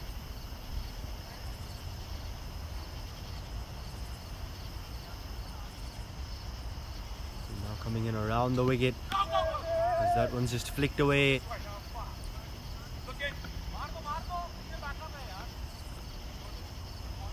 Come through for that single. Gets Avantol on strike now. And with that, this being a right-left combination, so they'll have to keep changing that field, and the bowlers will have to keep adjusting. And the thing is that you'll have to keep adjusting, but if you err in your line against one of these two, then that ball is going to go out of the ground. It certainly gets really challenging for the captain as well, and for the fielders and the bowler. So that's definitely an advantage to the batting side when you have a left-right combination going on.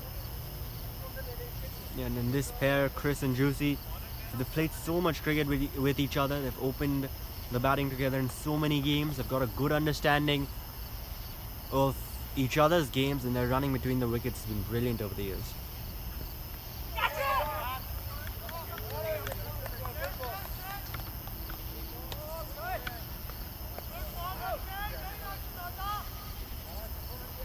So far, it's not a bad start from the Warriors. Actually, it's a very cautious start, and it's going to work in their favor, because if they were to go guns blazing, it could very well backfire in this low-scoring game. So you have to play. That's low-scoring games sometimes get really challenging. You don't know what to do. You don't know it's to speed up your game or just play it according to the situation. So you should just play like you're batting first. That one's just hit down the ground for a single. Both Juicy and Vantul, actually, they were part of a low-scoring game this morning. The WMCB finals, that was a 40-over game. So who won there? There, Juicy and Vantul's side, the DC Tigers, they batted first, got bowled out for 142, and eventually United ended up winning that game. But they lost 3 wickets early, did United, so it was a low-scoring game. The batsmen Talal just did kept not going score? after balls.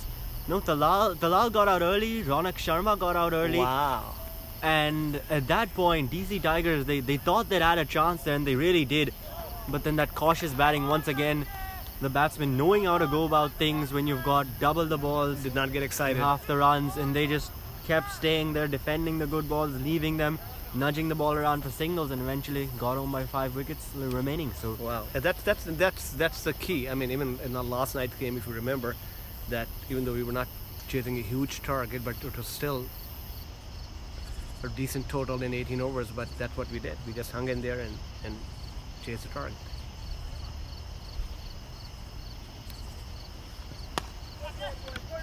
So interestingly, he's not hitting the hard length today. He's bowling more full, which may be the way to go, but we'll see. Because again, I think there's some moisture in the air, so he's trying to use that by bowling full.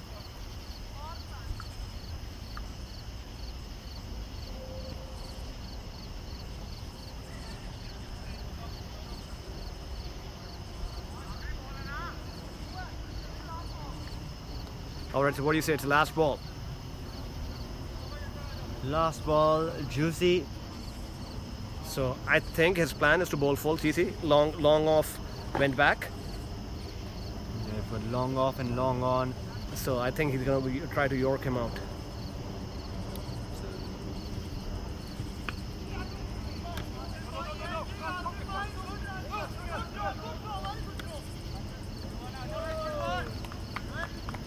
That's what he does, goes full on the pads.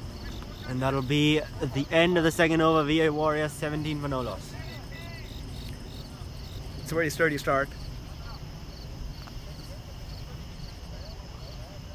So if they keep batting like this, they don't need to take any risks. So far, we didn't see any big shots even then, except with one boundary on the first ball, I guess. And that's about it. And they've achieved 17 runs, and so they don't need to go fancy or go out of their skins, bat out of their skins to do this.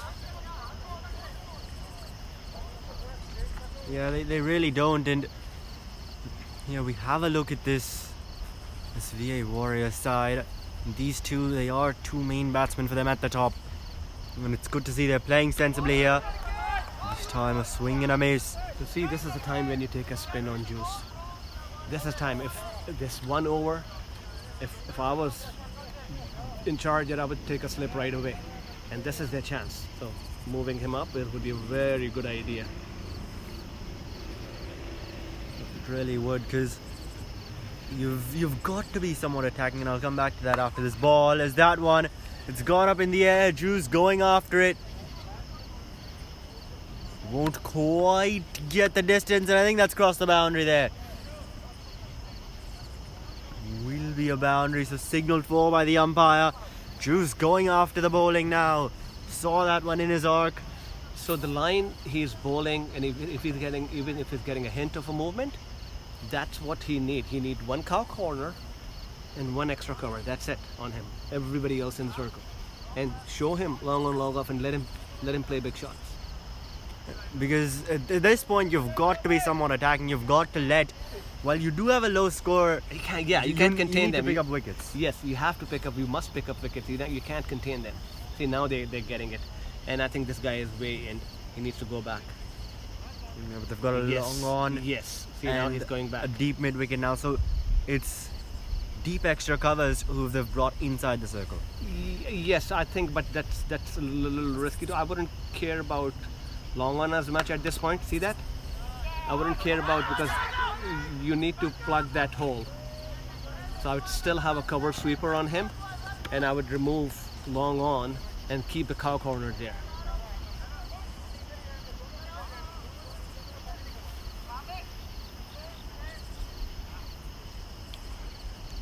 And these two there, that last delivery coming through quickly for a single. They run very quickly between the wickets to this pair.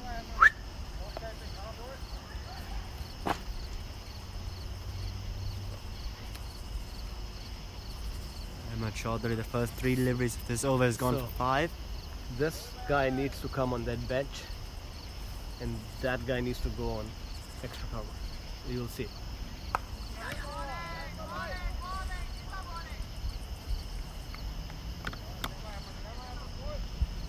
See, the real challenge of your captain skills is basically in the field. Batting batsman go in bat, bowler bowls, but captain is tested with the field placement.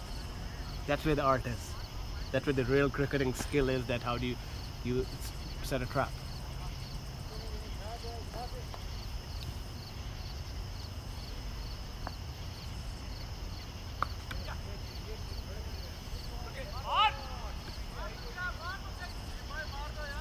See, as soon as he took both of pillars, he's not trying now. So, had he moved one over there, he would still try, and there's a chance then he will miss hit one or whatever, and it's gonna go in the air. At this point, because both these batsmen, They're very comfortable. They're just milking the runs. yeah, and they are batsmen who they've got so much experience. They know based on the field what type of shots are open for them, what they want to play, what they don't want to play. Yes. More importantly, and so you've got to entice them with something. Yeah, you gotta bait with them with something. Because when you're trying to defend such a low total, you have to gamble. You have to put something there as a bait. Otherwise, they're very professional cricketers. I mean, they're as good as it gets. So they're just gonna keep milking you without taking any risks because they don't need to. And especially in a game when RedZod, they don't have the biggest of scores here. Just 114 they've got to defend. Yeah, that's the point. Yeah. So far, I mean, it's going in Virginia Warriors' way.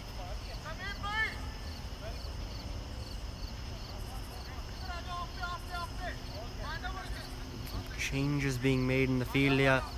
Another fielder moved on to the offside.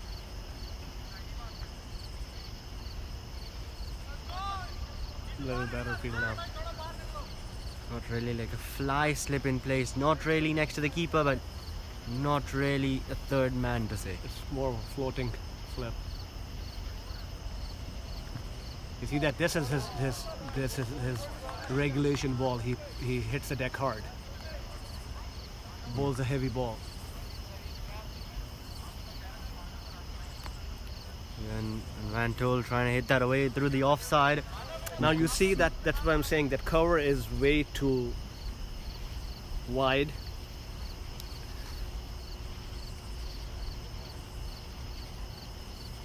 And he moved a bit to his left. Yes. And back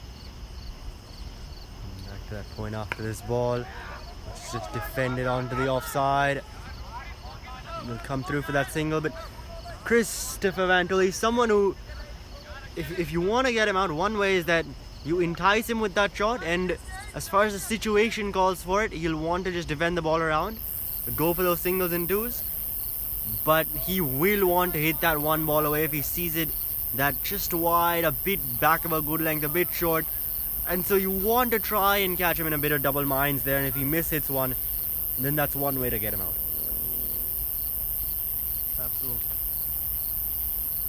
But now it's Juicy on strike. Oh, that's a leading edge.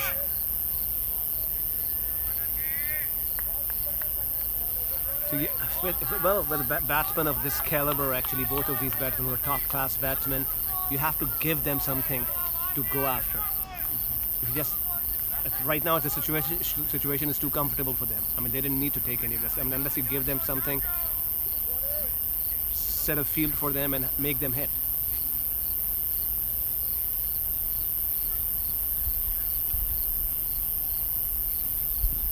And Juice comes down the track this time. And there, that catch put down. So once again, it was that short ball there from Safwan, banged into the pitch. And It was the setter, actually. Reminds me of someone who dropped Asif Ali. oh, well, that was quite the drop. Crucial situations. Actually, the same spot, if you think about it, Yeah. ironically. Yeah. The same spot. Same spot, same shot. Yes. And a similar catch with the same drop. Giving Juicy a life that's not exactly what you want to do. As that one has been running away to the boundary, won't get there in the end.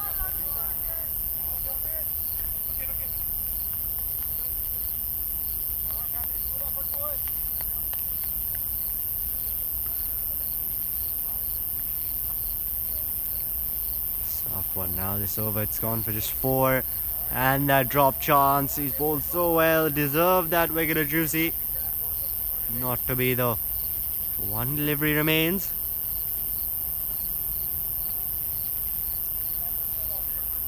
So this was a big drop. It was a good chance they missed. Yeah, it gets really discouraging for a bowler when you drop a sitter like this. Then all the hard work is went in vain, and then you can clearly see captain's working hard, the bowler's working hard, and the fielder drops a ball like that. Then just basically gets the shoulders down. And you can already see the decline in the energy in RedZod right now.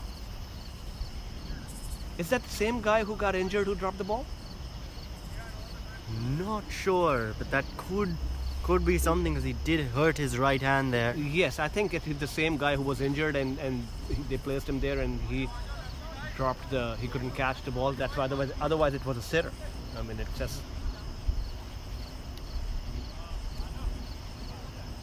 It's interesting to see if they were going to go with that short ball ploy against Juicy, that they have that fielder at fine leg, because a miss hit of a short ball, it will go in that square leg, fine leg region. So do you see that they're continuing with Ahmed Chaudhary right now? So far he's been unproductive. His ball's moving a little bit, but I don't quite get the field still. We'll see. Leg side's wide open. You've just got the 2 men in the deep, no one else. And Juicy, he'll go through the offside, and he'll pick up a boundary for that.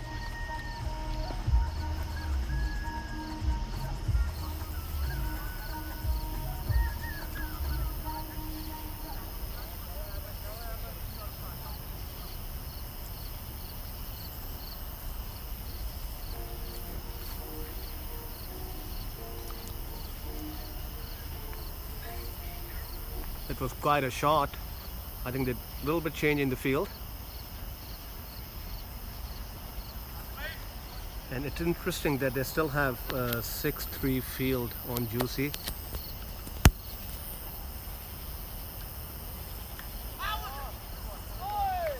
Even though we can see that even though they have 6 fielders on the offside, and all of them are in circle. And then 2 back on the leg side. Those are the only 2 fielders on the leg side. So yes. So anything out after, I mean, below the cow corner, the whole field is vacant.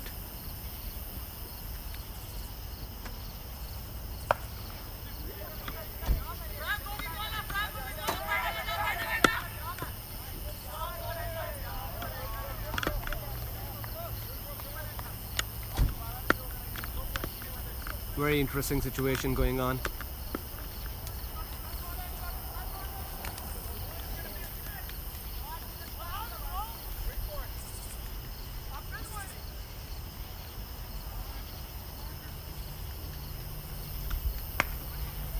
well, this time he goes down the ground.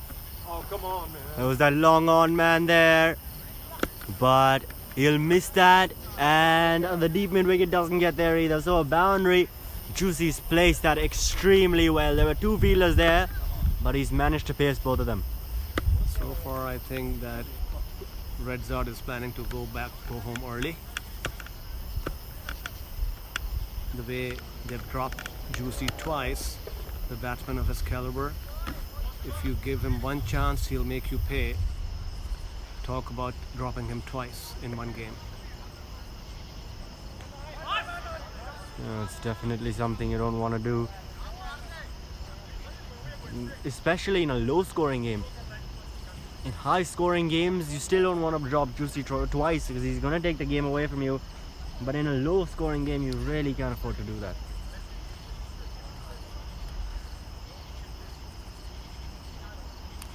Now an extraordinary spell from a bowler could save the game for RedZod, otherwise we can see the curtains already. They're gonna need 2, 3, 4 wickets in quick succession in a couple of overs if they're to come back into this game.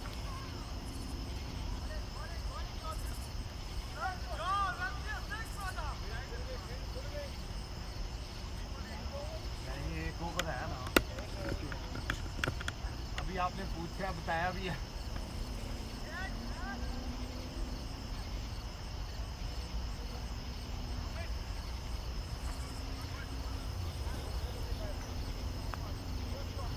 All right, so this is the 5th over, right? So this is over number 5. So Final ball of the 5th over coming up.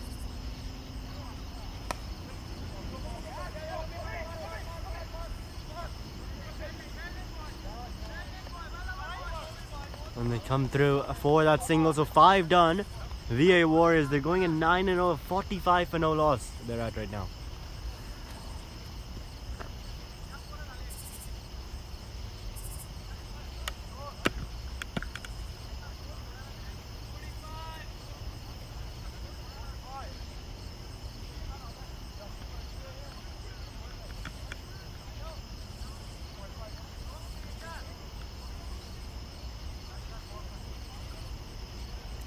well, so far we haven't seen any fireworks, but still they've managed to collect 45 runs. So looks like that shows you a clear pattern in this game, that they don't need to take any risks, and especially when Juicy's been dropped twice, so they're in no hurry of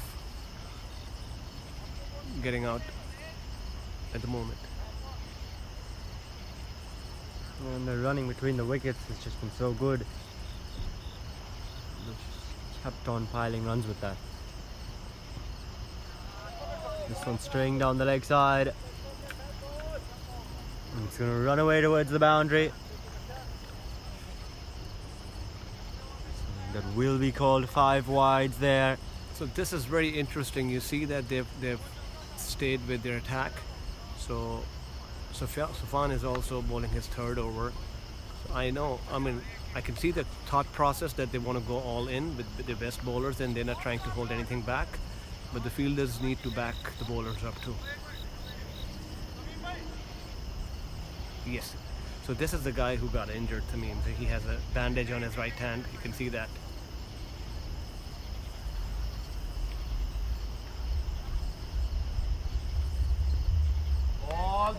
This time going for that short delivery, banging it into the pitch, and Avanto not able to connect on that cut. मामू क्या कर रहे हो?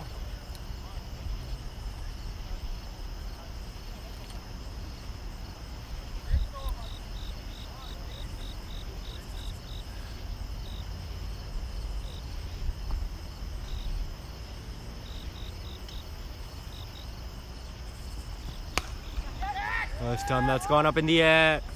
Yeah. There's a man in the deep, and the catch is taken. There's a bit of questions around that. Has the catch been taken? Is that a bump ball? Vantoli standing his ground. The fielders, they're celebrating. It'll be interesting to see the verdict here.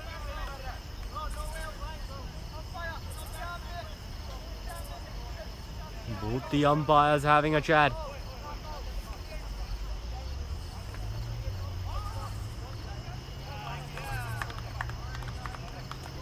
And I think in the end, Christopher Vantoli has been given out. So the first wicket down now for the Virginia Warriors. RedZod, they finally struck. Hold on to one of the catches. And it's that of Chris Vantoli. Well, he's been a little unlucky because you can see that the easier catches than this have been dropped. Juicy been dropped twice, and this was Chris has been unlucky that he's not been given a life. So that's what happened. I mean, there is some movement in the game now.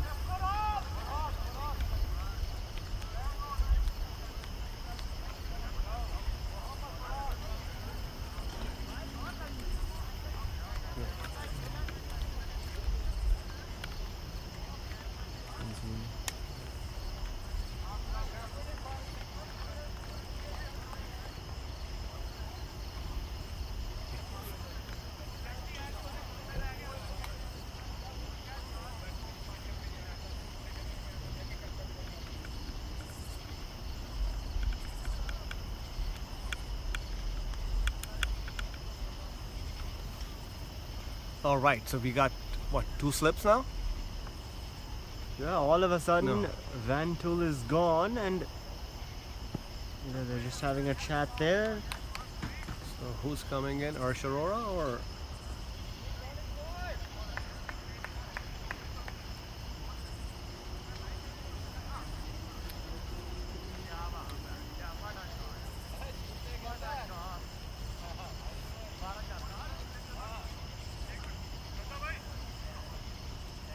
It's actually Ewart Nicholson who comes out to bat. Joins Juicy in the middle. So all Caribbeans. That's what it seems till now. And this VA Warriors side, they've still got quite the batting to come with Oh, the it's a likes. very, very strong side. It's their game to lose from this point on. Absolutely, and this Van Tool wicket, it'll take a miracle for this to really be a table turner to say, or the start of a collapse. RedZod, they just love that, and they're gonna need that here in this game because VA Warriors, they bat deep. You've got Aurora to come. You've got the young guns with the likes of Sean Matthias and Umair and Govind Vishal Mohandas. Reddy. Yeah, Vishal, and there's so many good players that I mean, it's their game to lose. I mean, and especially the position they're in right now. I mean, and the main bowlers have bowled 6 overs actually, so they have got 1 over left for each. So again,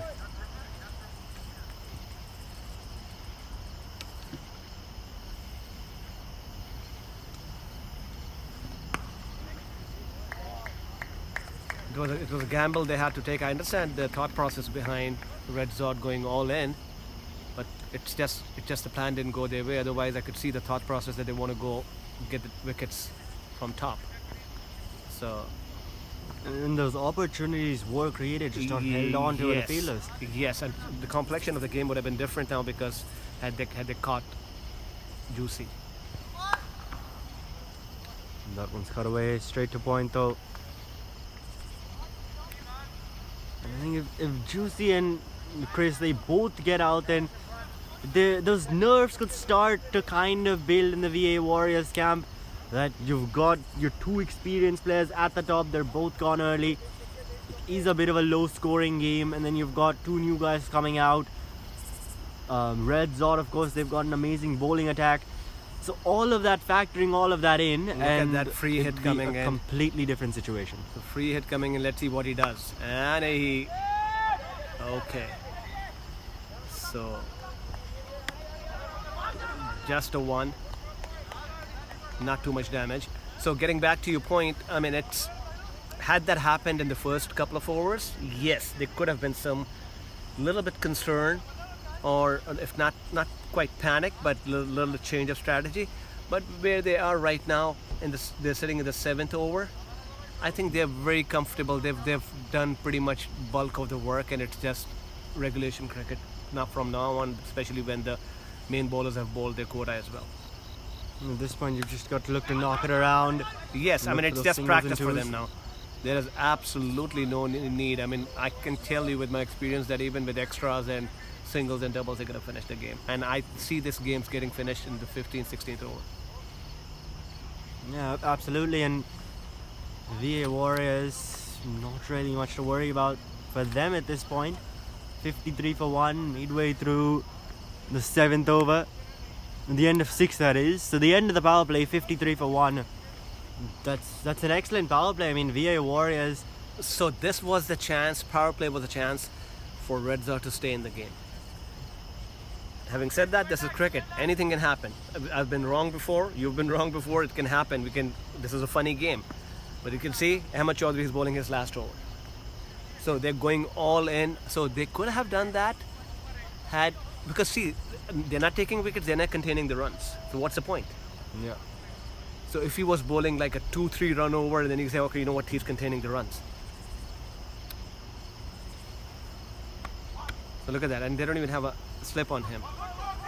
So, and I have a 5-4 field. So I don't get it. Either you're getting them out or you've dried the runs up, then you bowl your bowlers out. that you say we want to keep the pressure up. There's no pressure right now. Yeah, and I wouldn't mind really having another bowler come in right now. Yes, in try place of something Ahmed else. Chaudhary.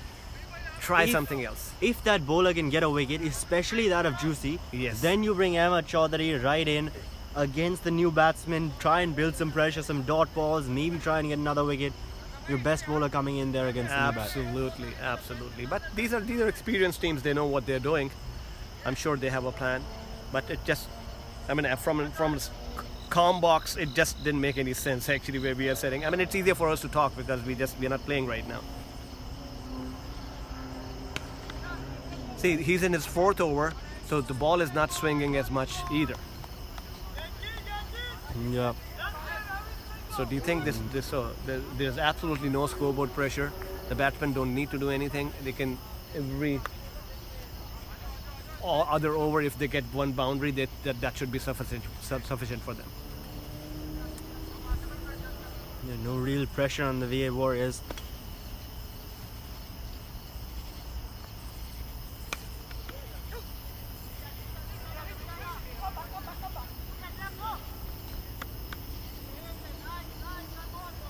And they come back for a couple of runs So there. you could see that they're just walking towards their target. They're not even running right now. They don't need to because there's absolutely no pressure.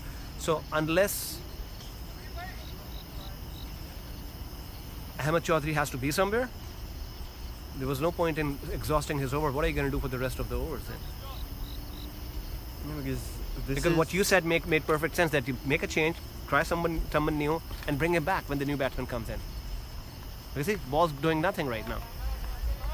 And Ahmed Chaudhary is the biggest threat now as far as the VA Warriors are concerned. And Yes. if he's gone, if he's out of the game, then Yes, they're he's losing to us. He's an amazing bowler, no doubt about that. I mean, and it's a good RedZod is a good side, but it just, you have to see that we are just defending 114 runs. So, and no matter what you do, how hard your bowlers work, when you drop catches, then that's it.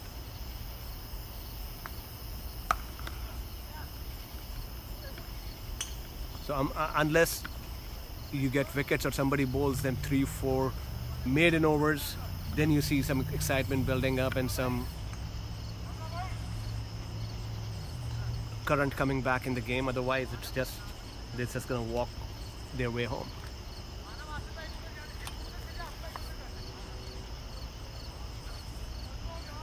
I would have tried Asim over here. He's a very tempting, excellent bowler, and he bowls some good in swings as well. So for a change, I would have taken power plays over. So take your deep field, and he's a very cunning cricketer. So I would have given him a go. I think he could have been a really good option here, but Yes. they've opted to go with Chaudhary. So if the older the ball gets, the difficult it gets for him to bowl as well, because he moves the ball too. But you need a newish ball to be able to do that. Humayun Mirza is also not a bad option actually. So when you have 8 overs of same bowlers, you're not even expecting anything new as a batsman. So you've seen the bounce, you've seen the movement. That's all there is. And against a new bowler, you'll have to get set, figure out their variations, the Yes. pace, the bounce, everything.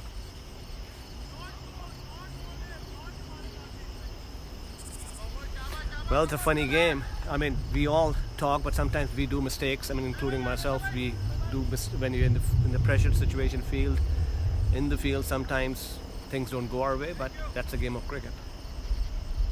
And here we can see Safwan now bowling out. So even if he bowls a maiden over, so what? not going to change anything. Yeah, VA Warriors, they need another 58 to win from 13 overs. 58 from 12, it would still be as easy. 58 from 11 even with 9 wickets in hand, they'd back themselves easily to get that. Well, the way as long as Juicy is there and some good batsmen, I mean, 58 they can score in 5 overs, as Yeah. far as I'm concerned. I mean, yeah. Any team, even RedZod could do that, but it's just.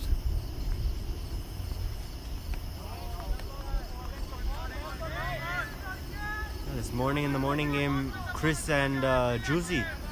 First 4 overs of the game, 52 for no loss. Wow. Opening stand. Because they've been playing since the morning, huh? Yeah.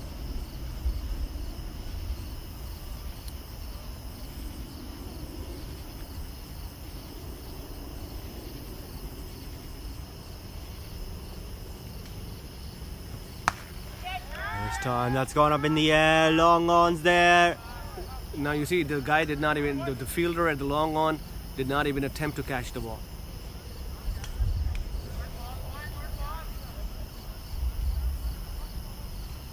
That one, it's gonna go over the boundary. On the bounce, so 1 bounce, 4 for Ewart. Nicholson. And definitely you can see those shoulders dropping now. There's no longer that energy. You don't see any noises from the field now.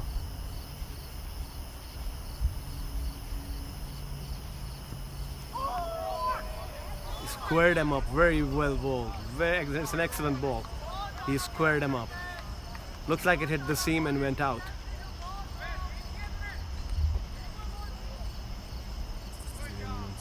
It'll be really interesting to see. I think Humayun Mirza is going to come next. And who's going to bowl with him? That's going to be very interesting. Either Nomi is going to come himself, or he might bring Asim Zafar. I don't know.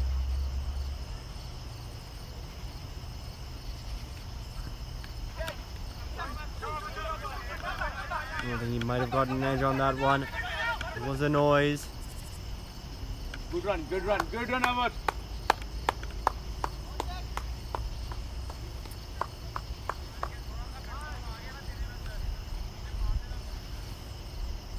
That one was signaled. I think Siva is in the happy mode right now.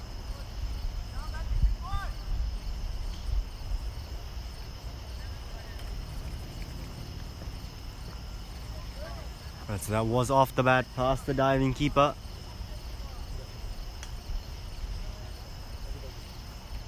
There's 1 delivery remaining in the staff 1 over. It's gone for 6 till now off the first 5 deliveries.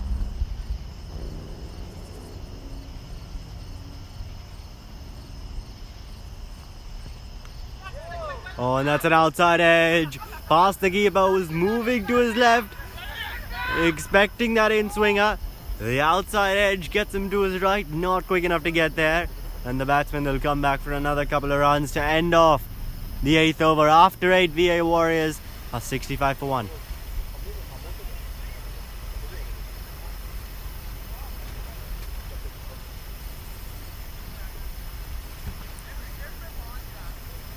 So just another 50 more runs needed now from 12 overs. Both these batsmen looking good. Nicholson, run a ball 12.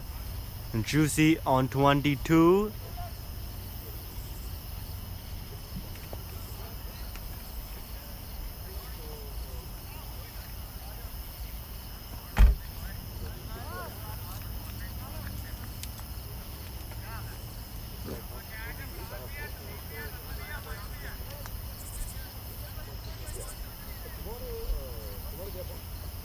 And it is Mirza who comes into the attack.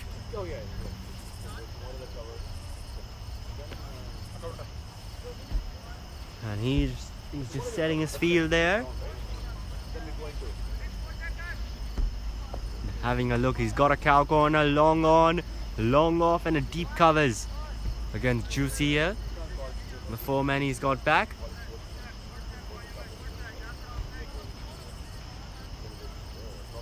And it appears he's got 2 long ons. A long on who's very straight. I've never seen a long on that straight, and a long on who's really wide.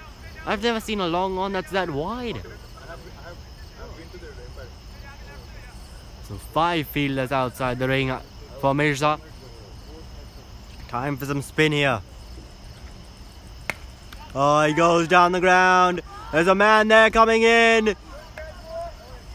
Oh, put down. That was an excellent attempt in the deep. Diving forward there, coming in. Couldn't hold on though. It's that wide, long on fielder. And now for the right-handed Nicholson, the field switches. Still got the same 5 fielders outside the ring, but the offside mirrors onto the other side. The leg side for Juicy, but the offside now for Nicholson.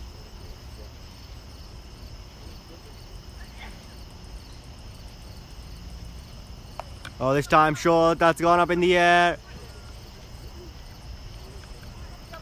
That's looking to run away. Chance of a run out. No, they'll make it quite comfortably in the end. Some good running between these two. They've picked up 3 for that. Quick between the wickets of these VA Warriors batsmen. I think that's the second, third we'll see now in this innings. Maybe the third. And so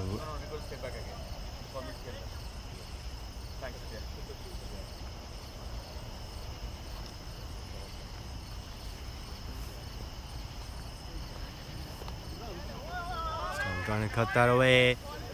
Just misses it, Juicy. It is Mirza who they've opted for. Yes, so it will be interesting to see who's going to bowl with him. That's going to be very interesting to see.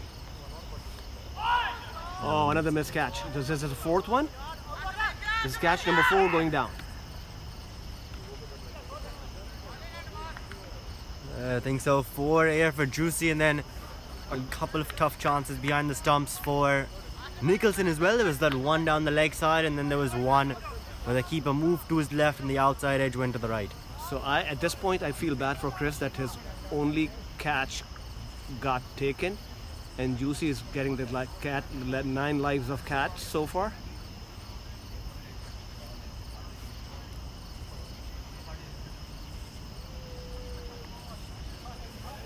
All right. So what's the score right now? It's 72 for 1, midway through the 9th over.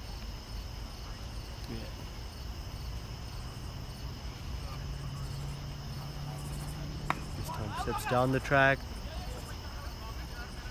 plays it towards that cover point area.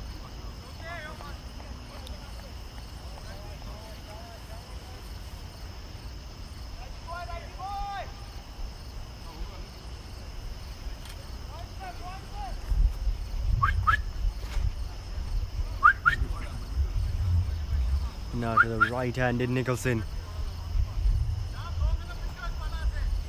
1 delivery remaining in this Mirza over. Gone for 8 till now. Oh, and that's gone up in the air. He's a man in the deep, but it'll go on a couple of bounces to him. And with that, the end of Mirza's over. 9 coming from it. So And I after think 9. Asim Zafar is going to come next. It's going to be interesting to see who's coming. If not him, then I don't know what their plan is. Because I don't know how many bowlers they're playing. Looks like for us. If I look in the field, I see Asim Zafar taking tape off his hand. So I thought that he's going to be taking the ball, but Here's it's going to be Raza Saba coming into the attack.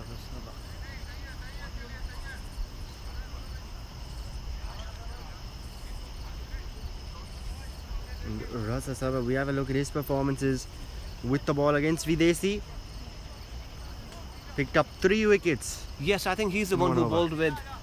bowled with Ahmed Chaudhary in the beginning. No, I think that was Safwan who opened the bowling. Oh, he came next. And then this rather was the the guy who was first bowling bowling change, hard yeah. length. Yes. Yes, let's see how he bowls. Oh, that's gone up in the air. Cries of catch it. And there's the wicket. Strikes off his first delivery. Does Raza Saba. Oh, wicket falls. Raza brought into the attack to do exactly that. And he's picked up the wicket of Nicholson. Walks off there. So the first wicket down in it's Raza Saba over. The partnership has been broken. It was looking pretty good. And it's good to see catch being taken finally. Absolutely. And I think the batsmen who are getting out caught they're going to really envying Juicy right now. So, I mean, he's riding a best of his luck right now with 4 drop catches. Yeah, he really is. And now joining him, Arshurora, the new batsman, coming in at number 4. With another 41 runs required. 10.5 overs remaining. Raza Sabha, he bowled 7 balls in that game against Videsi. Didn't concede a single run, picked up 3 wickets. Wow. Quite a performance. Now bowling to Juicy here as the 2 batsmen did cross. Oh, that's an appeal. That's all. Oh, and he's giving him. He's giving him. Juicy's gone. He's distraught with that decision, but he'll have to walk off. 2 wickets in 2 balls. Raza Sabha. Is this the miracle bowler that RedZod needed? Certainly made the game situation interesting.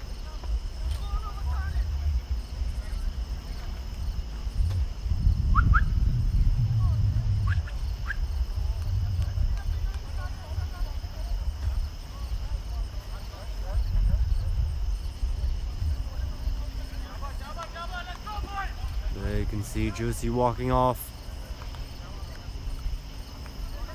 Was there a double sound? I think there might have been.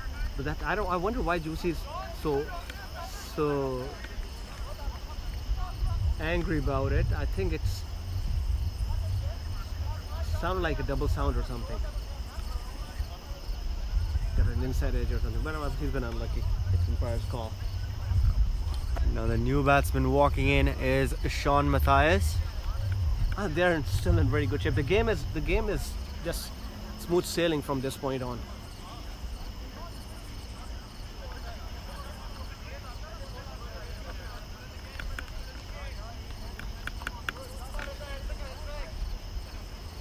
So 2 wickets in 2 balls now. Raza Sabha, he's on a hat-trick at this point. His first 2 balls in the game and he's picked up 2 wickets. So far it looks like a man with a golden arm. It really does. That hat-trick ball, it'll be to Sean Matthias, the man on strike. The new batsman coming in, who bowled well earlier today. His 3 overs. Picked up a wicket as well. And now with the bat, with another 41 needed. And they've got an attacking field, short covers, short extra covers. Short mid-wicket as well now, it seems. Everyone taking a couple of steps in.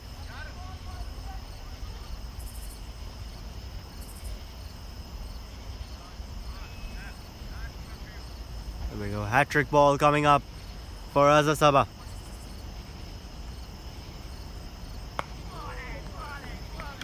Oh, he just defends that one. Does Matthias, so no hat-trick, but nonetheless really well bowled. 2 wickets in 2 balls. So far he hasn't conceded a run, right? Yet to concede a run. Last 2 games, this one and the one before. That's very, very interesting. Not a single run he's conceded. And I'm sure now the commentator's curse shall do its thing. Let's see. Oh, a leading edge.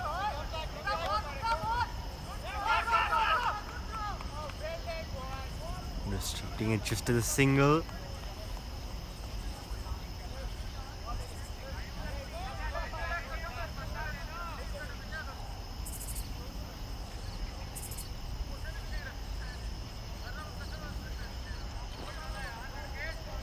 So, if you see the way he's bowling, you must be thinking that why didn't they bring him earlier?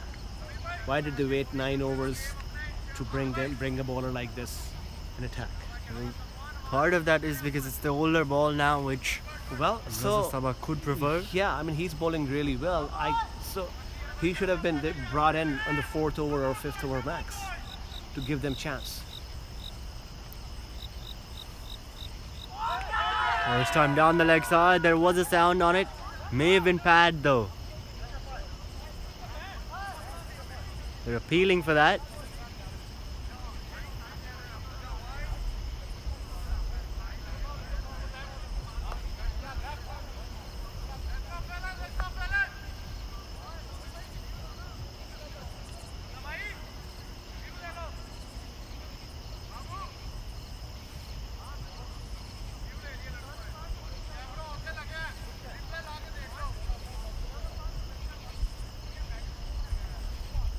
wants to hold, but It'll be a change in bowler now because Raza Sabah, his over's done. so Humayun is back.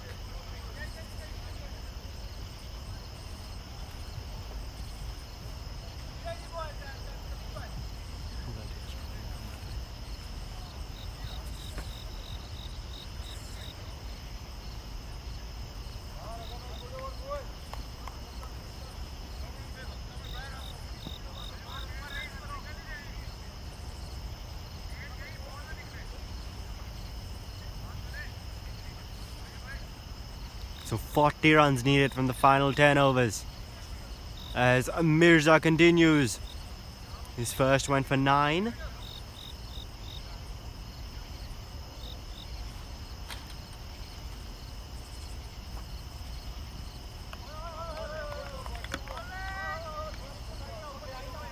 The dot to start off there, just on a good length outside off.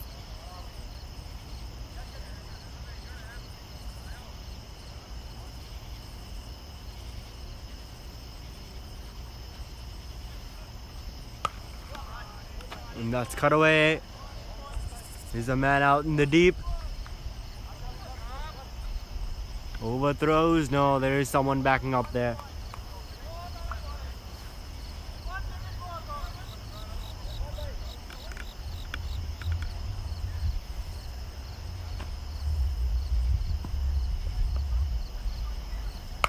Oh, pulls that one away. A vacant reach in there, deep mid wicket, gets the throw in, chance, no.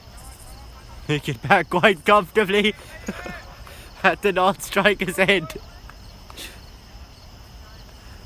I think that's Sean Matthias there, trying to avoid that ball while running. Jumped up in the air, ends up falling straight down. But back on his feet now, towards Aurora this time, Mirza.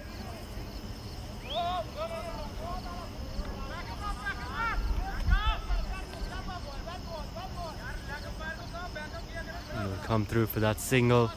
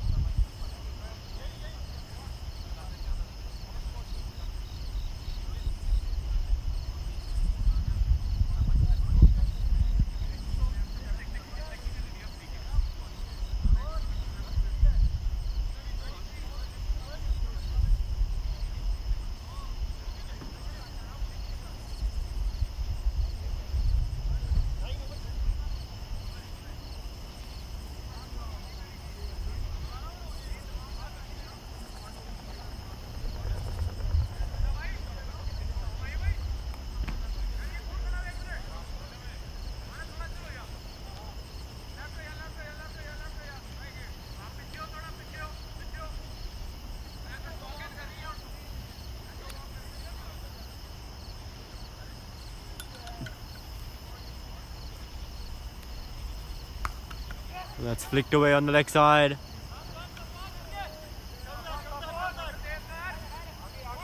The runs they come back for another. Do they want the third? They do. And the throw comes in, but they get the 3 comfortably in the end.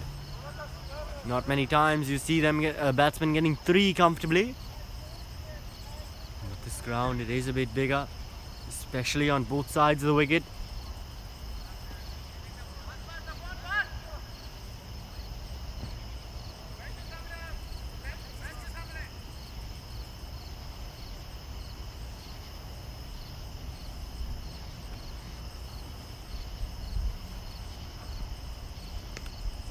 Oh, and this time trying to go for that cut shot, just misses it.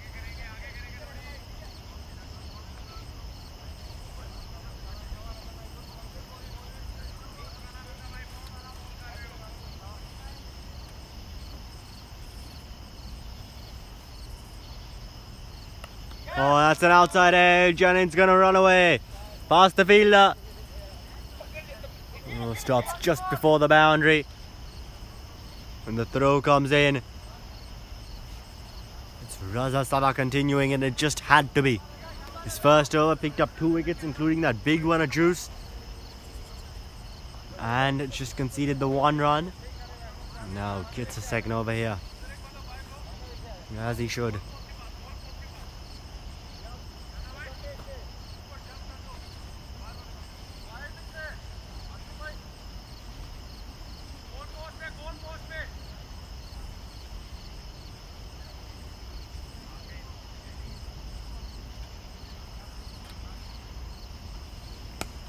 And that's driven straight back to the bowler.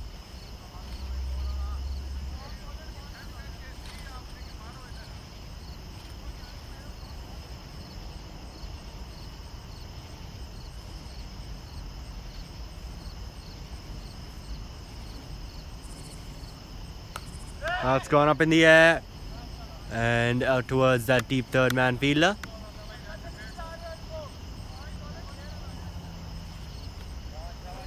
This over, it's gone 3.2.1.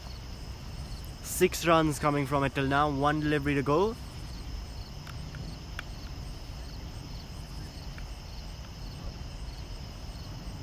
Oh, that's an outside edge. There's a man there and the catch is taken. So there's a wicket. RedZod gets his third. The man with the golden arm. And it's Arshar who has to go now. Oh, another wicket down. So Virginia Warriors 89 for 4. Is there a twist in the tail? Surely not. They just need another 26 from 8 overs.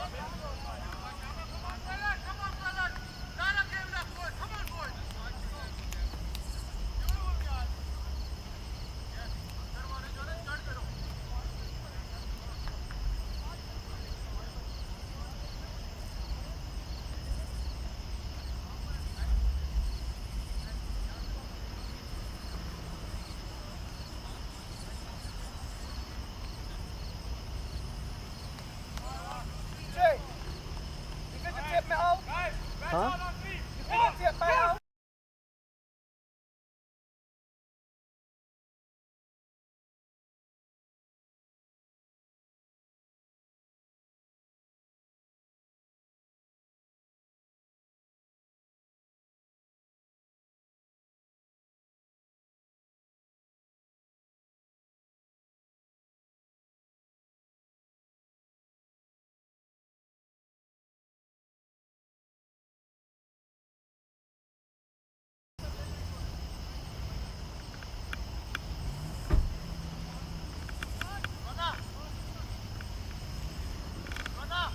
Jay, how much score needed?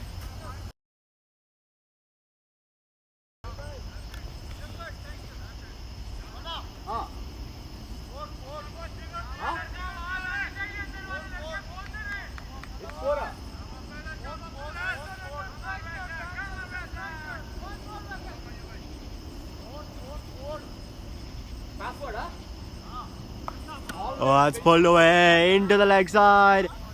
And that'll be a boundary. So Satish Kumar The new batsman, he's at the non-striker's end. That was off the bat of Sean Matthias. An excellent shot that, saw the ball a bit short. There was no one there on the leg side, and so just pulled that away, helped it on its way really, and picked up a boundary for it.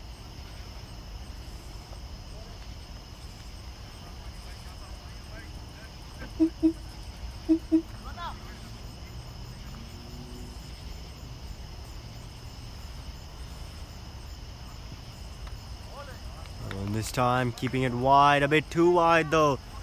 Saw when you went on the stumps. It was taken for runs. This time trying to keep it out of Matthias's arc. He's got a gully in place. There's the bowler. And just guides that one past the point.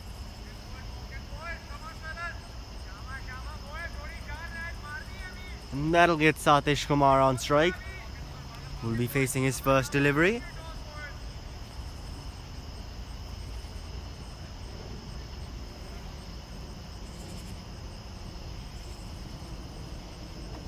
Just another 20 runs needed now.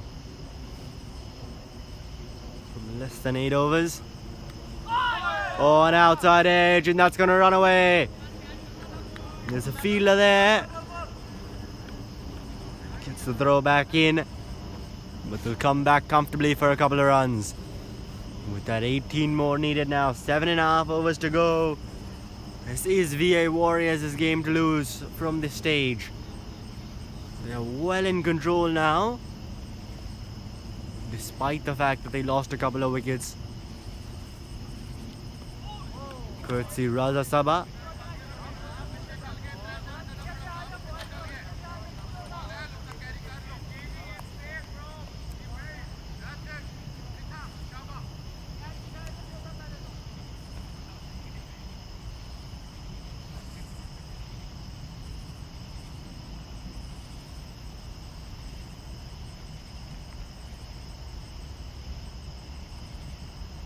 Oh, and a swing and a miss there.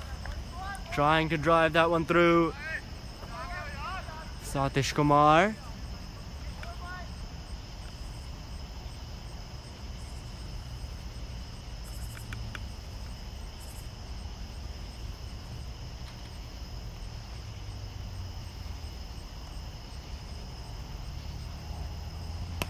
It's gone up in the air. On the bounce though to that wide long on fielder. Long off, sorry. And with that, the end of 13 overs. VA Warriors 98 for 4, requiring just another 17 runs to win from these remaining 7 overs.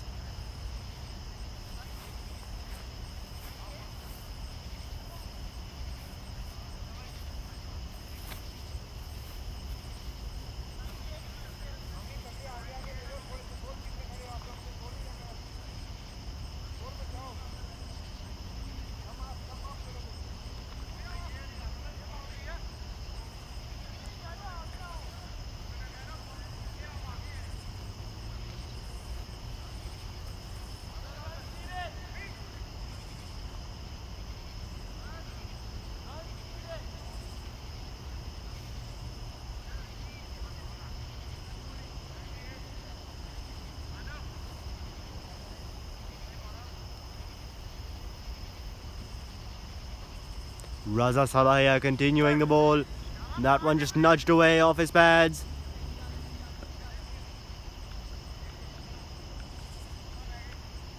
He'll come through for that single. Bringing Matthias on to strike. Sean here playing on 10. Satish Kumar at the other end on 4. Look to take this side home from here. Another 16 needed. Driven that one past the fielder at covers. Picking up another single here. Not really looking to be too aggressive as far as shots are concerned, also as far as running goes between the wickets, because you really don't need too much from here. Just another 15 runs. You've got more than 6.5 overs to get them. The main point is just staying there. You stay there and the runs will eventually come. Oh, that's an outside edge and there's the wicket. Raza Saba picks up another one. We're just talking about how these two just need to stay there. And Raza Saba, he has picked up 4. Satish Kumar, he'll have to go now. Or is that... yeah, it is Satish Kumar. An outside edge there, looking to drive it through the offside. And that one went straight to slip. He took a good catch, a reflexive catch that. And Raza Saba, he's picked up 4 now. Continues to bowl extremely well. 3 in the last game, 4 in this one. He's picked up 7 wickets in 2 games and he's still got 1.5 overs left in this one. And mind you, in the last game, he just bowled 1.1 overs. 2.5 overs he didn't bowl that he could have. So Raza Saba definitely a special bowler, someone with a golden arm to say here.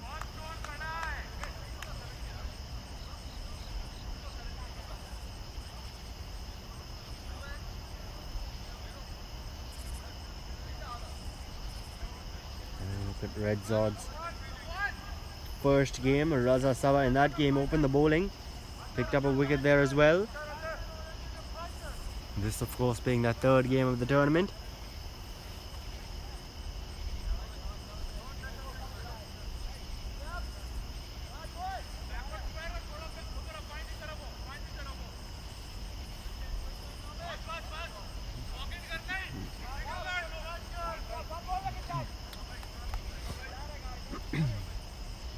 Now the new batsman out in the middle is Govind Mohandas.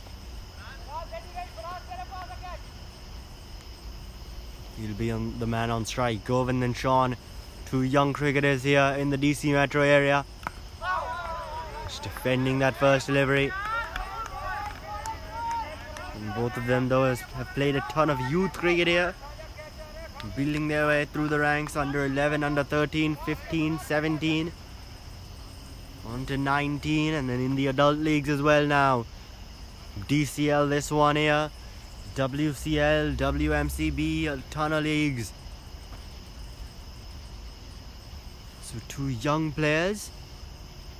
Definitely with some experience under their belt. And Govind right now, he's got 1 more delivery left in this over to face. Raza Saba continues his brilliant bowling. 4 wickets, just the 9 runs with 1 delivery left in his 3rd.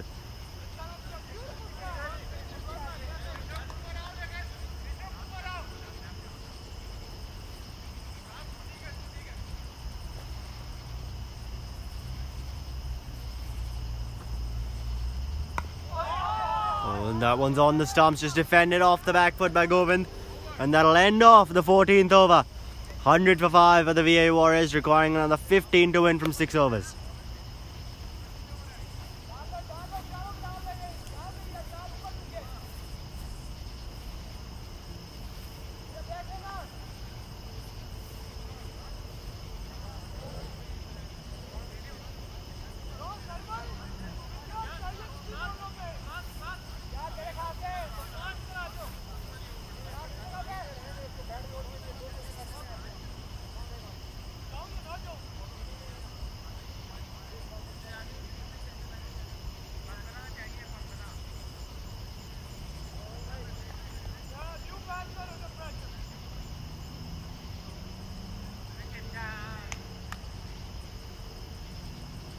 Mirza here continuing his first 3, went for 26.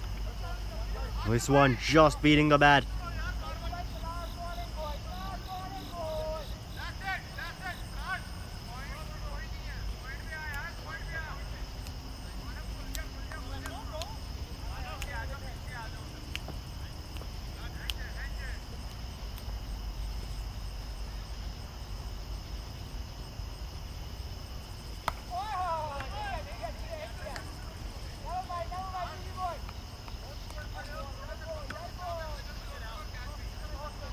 Hits that away to the man it covers.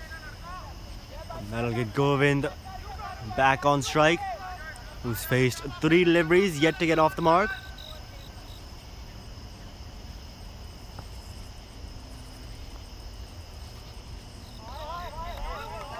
Just goes just inside the tram line there. Does Mirza, continuing to go a bit wide.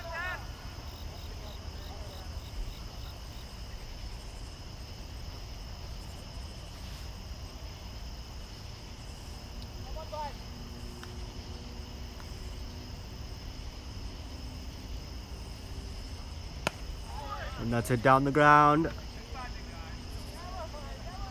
Long off is there to keep it to the single.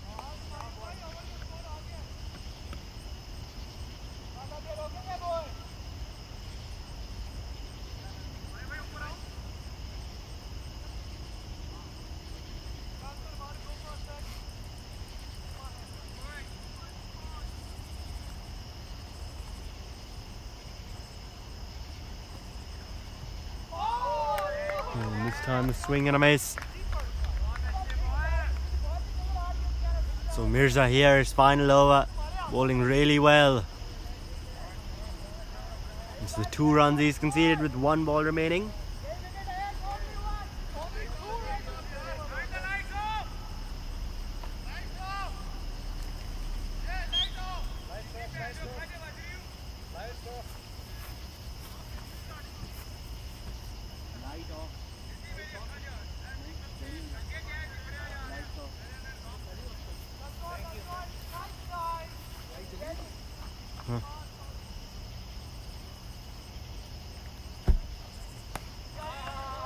And that one's driven through the cover, straight to the man there. Chance of a run out. Oh, he's in, says the umpire. Oh, coming down the track, Govind. Looking to come through for a single. Sean, though, said it wasn't there. So Govind sent back. Makes his ground, though. So 103 for 5 now at the end of 15. The final 5 overs coming up, 12 needed. And Raza Saba here in to bowl his final over. This will be crucial. He's bowled 3 overs, picked up 4 wickets and just conceded the 9 runs. If he can pick up another wicket here, 2 wickets ideally in this over, and the entire game would become very interesting.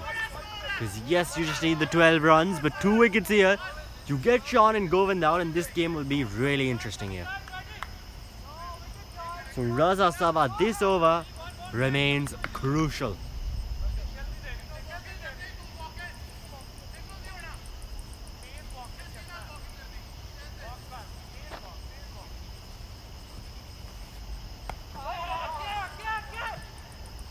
Let's play just that short covers field, that'll come through for a single. Good rotation of strike. And that'll get Govind at the striker's end.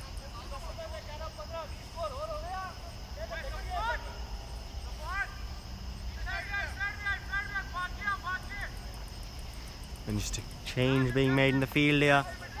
Fine leg is being sent onto the offside. Another field added there inside the ring. So now you've got a extra cover, a wide extra cover, a cover. Oh no, now you've got an extra cover, a cover point, a point and a gully. 5 fielders on the leg side. Scattered there. Oh, a pull shot, that's gone up in the air. There's a man in the deep. On the bounce to him. And they're just going to settle for the single.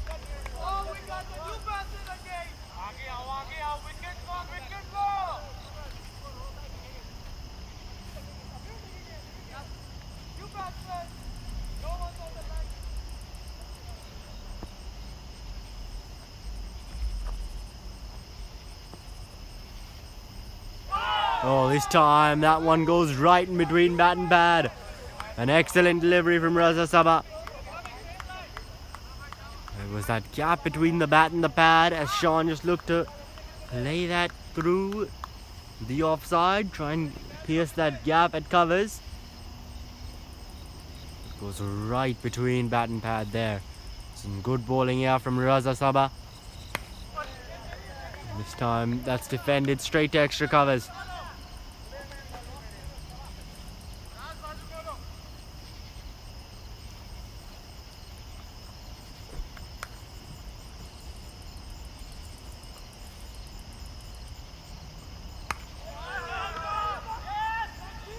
That's just defended to extra covers.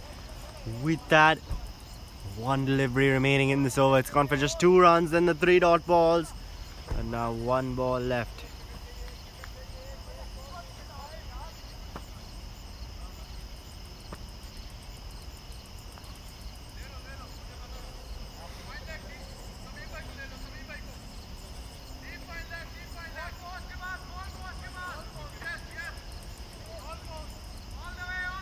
Now some changes being made in the field here.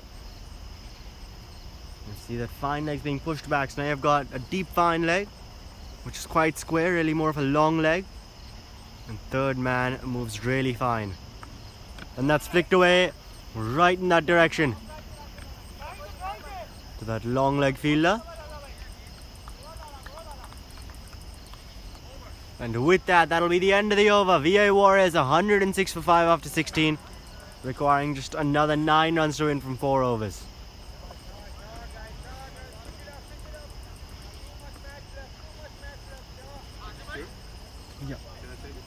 Yeah.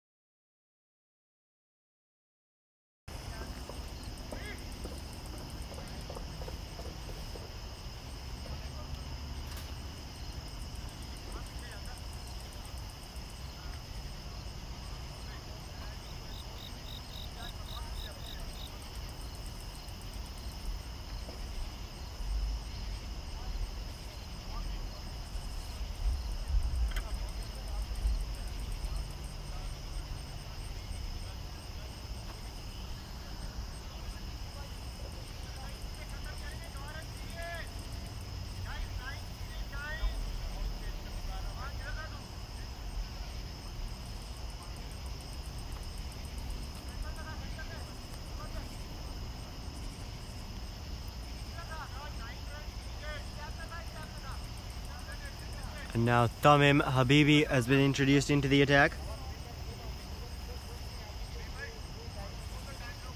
So with Mirza having bowled out, he's into bowl, and he had an injured hand. He had a bandage around that hand after hurting it, facing his first delivery with the bat. So interesting to see how he'll bowl now.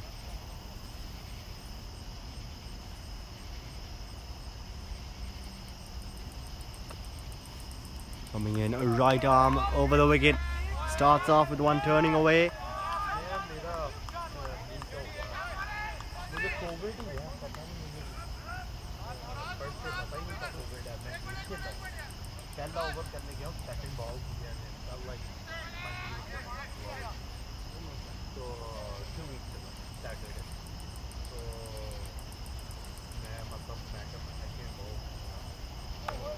And that's cut away, it'll be past that fielder there.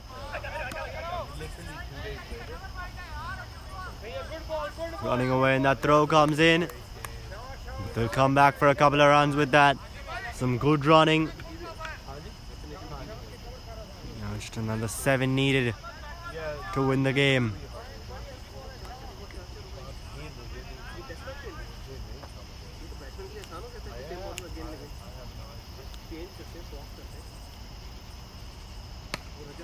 And that's driven down the ground.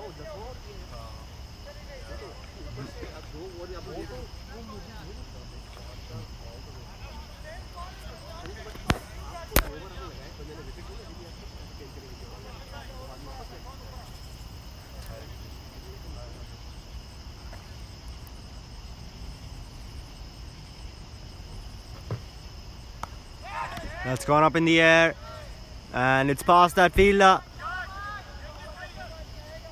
We'll chase after it, running back, and they'll just stick to the single with that delivery. Now it's just another, or they'll come back for 2, so now just another 4 runs needed. And they've got 20 deliveries remaining. 1 hit away are the VA Warriors.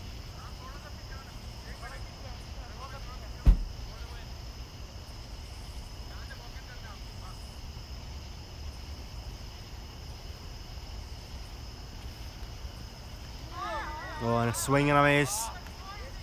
There, just looking to defend at it. Played that on the back foot, just spinning in a bit. From Tamim. Oh, and a swing and a miss outside off. Went a bit too wide. That ball going between bat and pad, and with that, the end of the 17th over, VA Warriors 111 for 5, with just another 4 runs needed to win from 3 overs.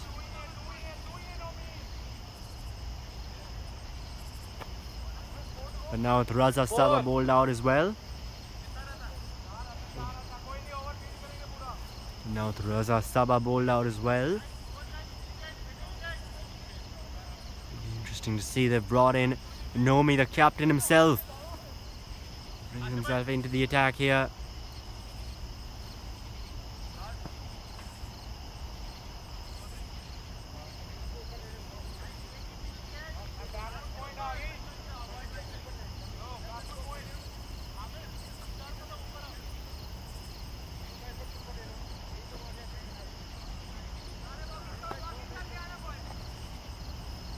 चल भाई wicket time. Nomi now the captain into the attack. Starts off with a short one, चलो चलो आगे आओ which आगे आओ. goes straight to point. Off a cover point really. A couple of steps in from that 30-yard circle. O bowling है bowling. And another short one. Signaled wide by the umpire, so now just 3 runs needed.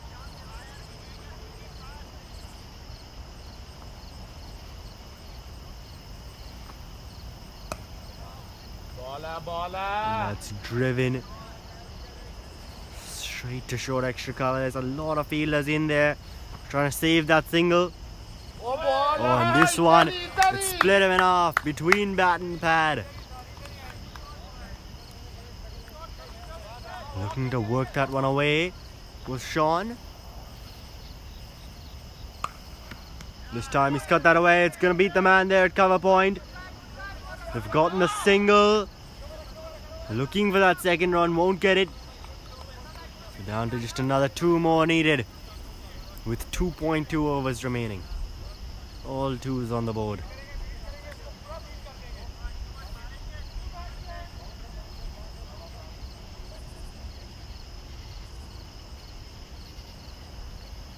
O bowler. And a swing and a miss there. आगे ही रख यूं ही रख.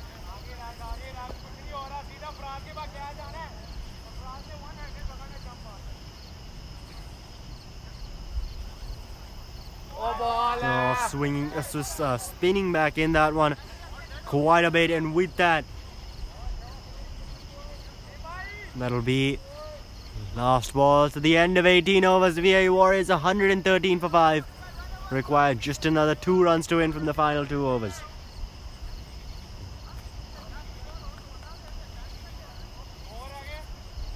दो रह गए.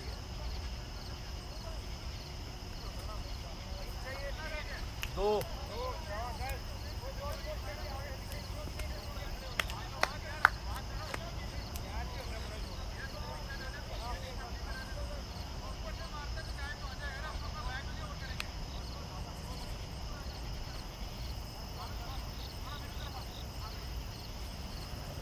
चलो boy पिछले ओवर की तरह.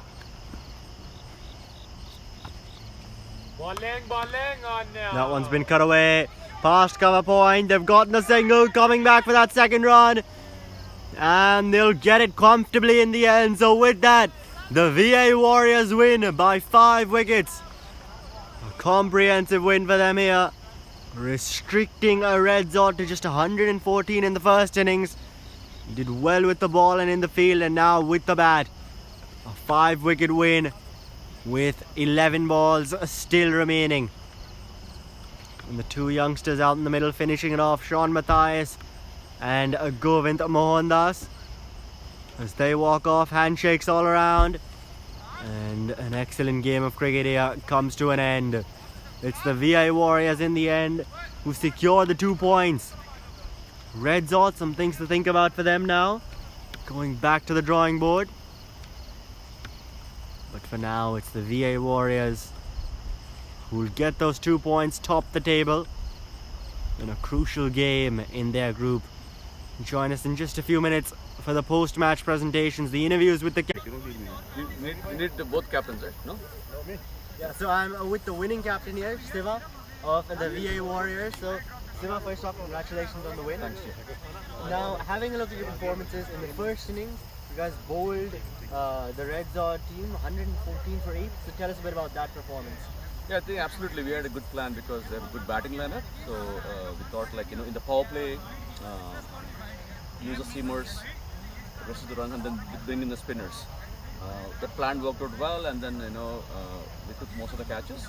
And that's crucial. Like, we're getting wickets at regular intervals. That way, we're in a little dominating position, and then we continued it all the way to the game. So we are happy with the team's performance today. And then with the bat in the second innings, needing 115 to win, you guys got off to a really good start. And then, so tell us a bit about that as well. Yeah, I think 115, you should never take it light. That was telling in the dugout, the lineup of bowlers RedZod have. So I was asking folks to have some partnerships going. But then and then we got our openers out, and then the couple, I think, the crucial wickets that kind of turned the game, which took it to 18 overs. But we were confident we had a good middle order, lower order. That's how we planned our batsmen, and that came handy. Yeah. And then Sean and Govind finishing it off, two young players there for you guys at the end. Yeah, I think absolutely. I think Sean is one of our key batsmen. He played a lot on the DCL wicket, and he just completed, came from HYCL in Pro Review. A lot of exposure. Govind coming back from India, where he was in the Ashwin coach for 3 weeks. So definitely, it's good to have Govind back in the dugout. And apparently, I think he's now a leg spinner as well. He's trained, so that's come handy for Warriors. And of course, batting, he scored a century in India, just coming back here. So definitely, we wanted him in the middle lower order, in case things don't go our way, to just have that cushion here. Yeah, well, thank you. Congrats on the win. Yeah, thanks a lot. All right, go. Right now, I've got the captain of RedZod here, Nomi, with me. Nomi, first off, you guys won the toss, decided to bat first. And with that making 114, which wasn't exactly what you guys were aiming for at the beginning, tell us a bit about that. Yeah, our batting didn't click. We failed to rotate strike. Our initial plan was to target the playoffs, but Virginia Warriors, they bowled brilliantly, and we lost a couple of wickets, and Tamim getting injured batting off the first ball, so kind of gave us a setback. But we failed to rotate strike. I think that was our key thing, and we never had a good partnership. So 115, it was very tough to defend, but with their batting lineup, it was really tough to defend. But we took it till the 18th over. But I think it was our fielding and batting that didn't click today. Yeah, and now moving into that second innings, with the ball, with the field, VA Warriors, first off, they got off to an excellent start, and then you guys really started to pull things back well, especially with the way that Raza Sabha bowled. So tell us a bit about that. Yeah, I told the guys till the last ball, till the last wicket, till the last run, right? We didn't want to give up. We didn't want to lose any hope. They came off with the flyer, and we knew that. We knew that Juice and Chris are going to come and attack us. Unfortunately, we were not able to hold on to our catches. If we would have, maybe the outcome of the game would have been different. But Raja, Safan, Mayubai, and even Ahmed Chaudhary, they are our main bowlers. I knew that if we can capture 3-4 wickets on top, we can take it to the last ball, to the last, and we can defend our 115. But we didn't have any margin of error, and unfortunately, we made mistakes, especially in fielding. The fielders didn't support the bowler. And with that 114, what was really the plan going into that second innings? How were you guys Take 3 wickets, 4 wickets within the power play, and after that, go for the dot balls and let the batsmen make mistakes. That was our plan. Unfortunately, fielders were not able to hold on to the catches, but they played very well. There's no doubt. They outplayed us today. Well, thank you. Hard luck today, but good luck for you next day. Thank you. Thank you. So there you have it. The VA Warriors, they've won by 5 wickets, and with those 2 points, they top the table.